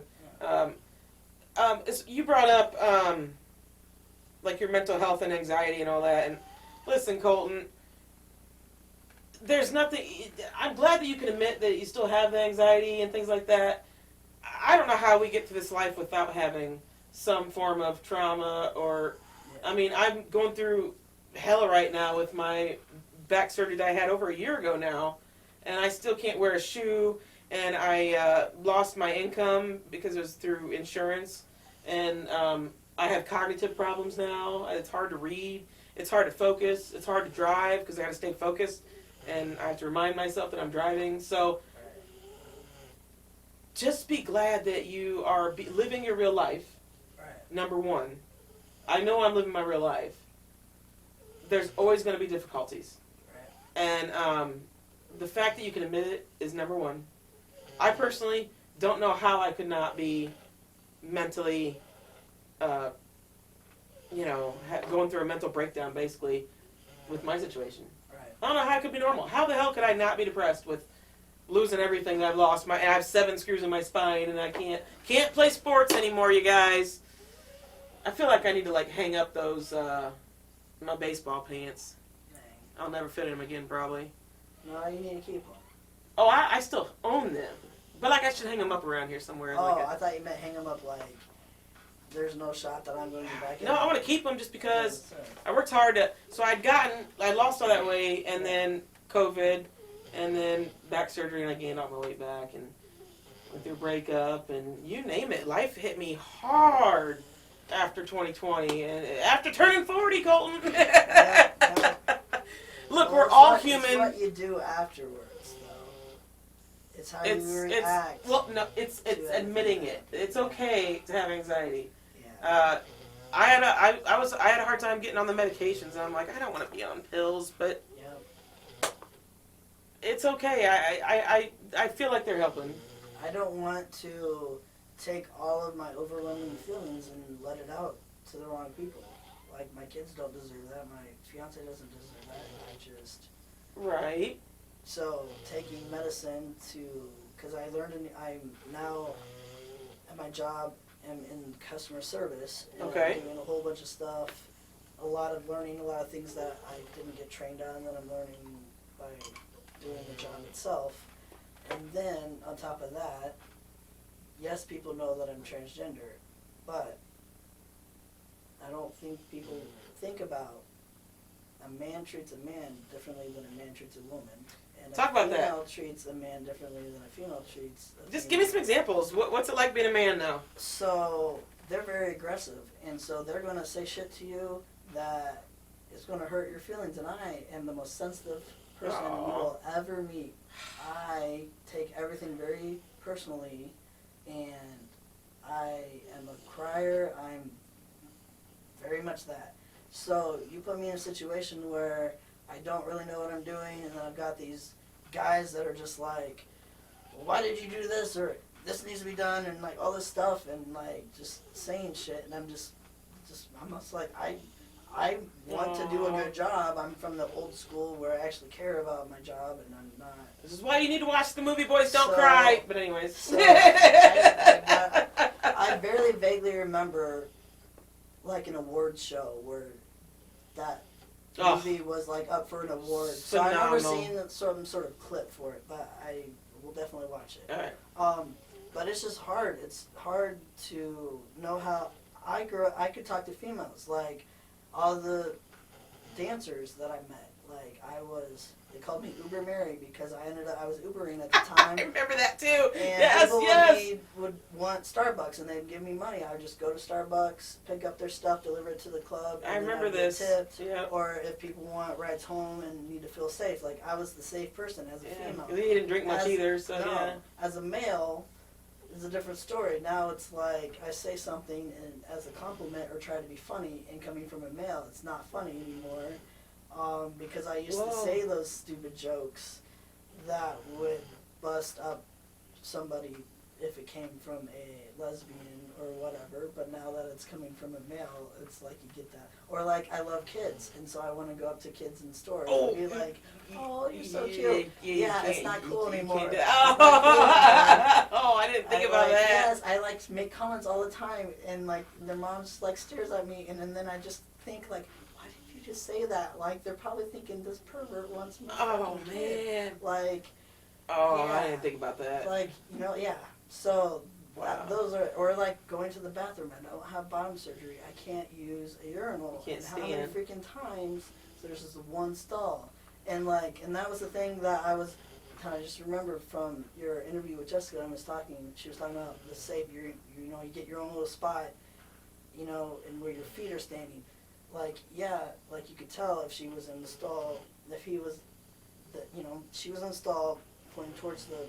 If your feet are pointing towards the toilet, you're standing. So, I have to pee, but I'm sitting down, so now you're hearing me pee, but my feet are there and I'm sitting down, and then I'm like, paranoid, I'm like, does my pee sound different, like, because it's coming out of the vagina and the penis? Like, do I have to try to, like, make it hit some certain spot? Like, I mean, the pooping is so much better in a male restroom, because the female, it's like you don't want to make a noise or a sound or let anyone know what you're doing, but a male, it's like they're ripping one and there's shit everywhere on the walls, like they don't fucking care. So that's cool. Wow. The paranoia about the peeing. I never thought about that.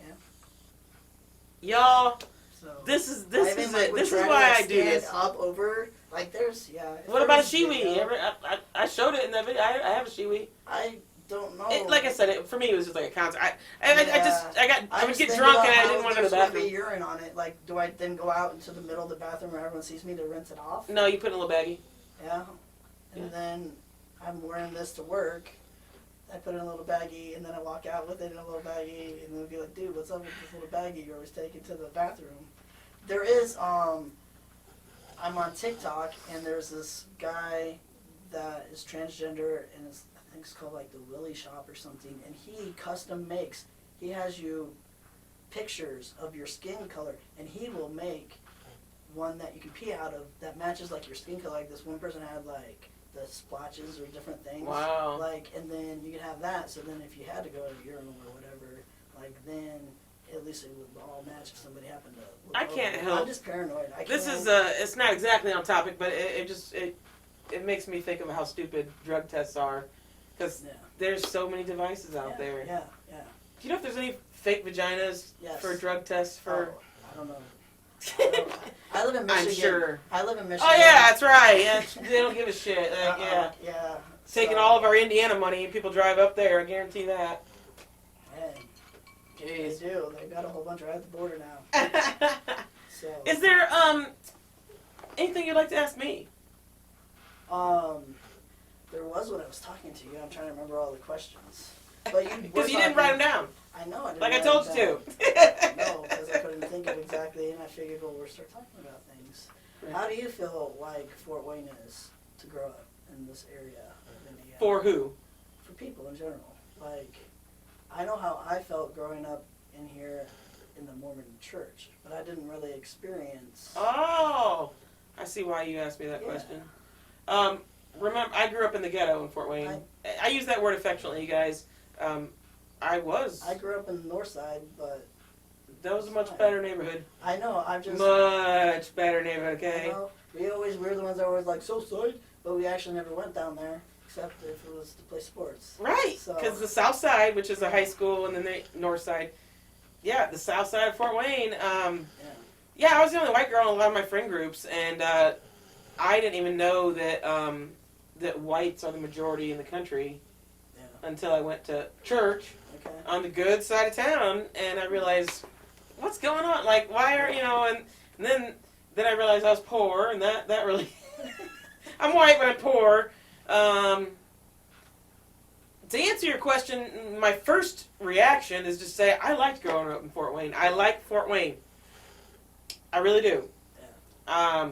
It's also very cost-effective. I mean, well, the housing market, that's trash everywhere, but in general, that's why I stayed. I could have left many times. I did some traveling stints with my sleep license, but always ended up back in Fort Wayne. I will say, though, and this is my own personal opinion, since 2016, and y'all know what happened in 2016, there's a divide. There's a horrible divide. And I felt it as now I live in a suburb of Fort Wayne that's very, very, I used to be friends with all these people just on this rodeo alone. And now they're one or the other, and I hate that. I don't put my signs out there. I personally don't like politics either. I really don't, you guys. But and also keep in mind, I'm gay now, so it's like I may be white in a white, area, but now I'm gay, so I'm like destined to be a minority no matter what I do, damn it. Yeah, I really like it, but I mean, I'm not blaming Fort Wayne for the division in our country, but it's real. I can feel a division of people that look down on me because I'm gay, and you because you're trans. I feel that. We just got Roe v. Wade. If I get pregnant, that what? I mean, I'm sorry, but I do not want a kid. And of course, I'm on the best birth control of all. Lesbianism is the best birth control ever. Yes. But really, so I'm feeling hurt for. I can't just look at Fort Wayne. I'm hurt right now politically. I feel very. Not only just targeted as a lesbian, but even just as a woman right now, it's very hard. Yeah. I didn't mean to go political there with you, but I don't love it as much as I used to. I guess that's the only answer I got for you. Yeah. And it's because of that. Yeah. Yep. So, what would you like to say to someone that was in your shoes, someone that's going through what you went through? I want you to end this video, you talking, you tell them. What should they do? You give them some advice. So, I would say pre-hormones, pre-doing anything, don't be scared to find out who you are and to take those steps. And if you're in my spot, you're more than just being transgender. You're just now at the point where you're physically showing what you've mentally been your whole life. And everybody has told me I'm the exact same person now that I was back then, personality-wise and who I am. And just because I physically looked female then, and now I look male, I'm exactly the same. So don't think that that defines you. You're who you are, and enjoy your happiness. And I disagree. I'm going to stop you. Here's the thing. Yeah. I don't think you're the same person. You I'm were happy. shy. You Correct. were intimidated. You said you had anxiety. You still have anxiety, but I have the same humor. you have confidence now. Yes. I have confidence. I have the same humor. I have the same Yes, intelligence. absolutely, I have the absolutely. same thinking. Everything about nothing's changed other than I now will have 9 million selfies in my phone to scroll through. You're to proud of find yourself. one thing. You're proud. So. And you yes, should be proud. yes. Colton, I'm proud of you. Thank you. It's not every day that I get to have a guest that I personally watched them go through their transition. Yeah. And I knew you as Mary, and I think you're a wonderful person. Thank you. Thank you for doing this. Yeah. And I would like to add one more thing to what you just said, and it's going back to don't be afraid to seek doctors, therapy, and medication. I'm doing it right now. Yep. You doing it? Yep. It's okay. It's all right. Thanks for tuning in. Thanks for watching. I'm the 5 Point Hug.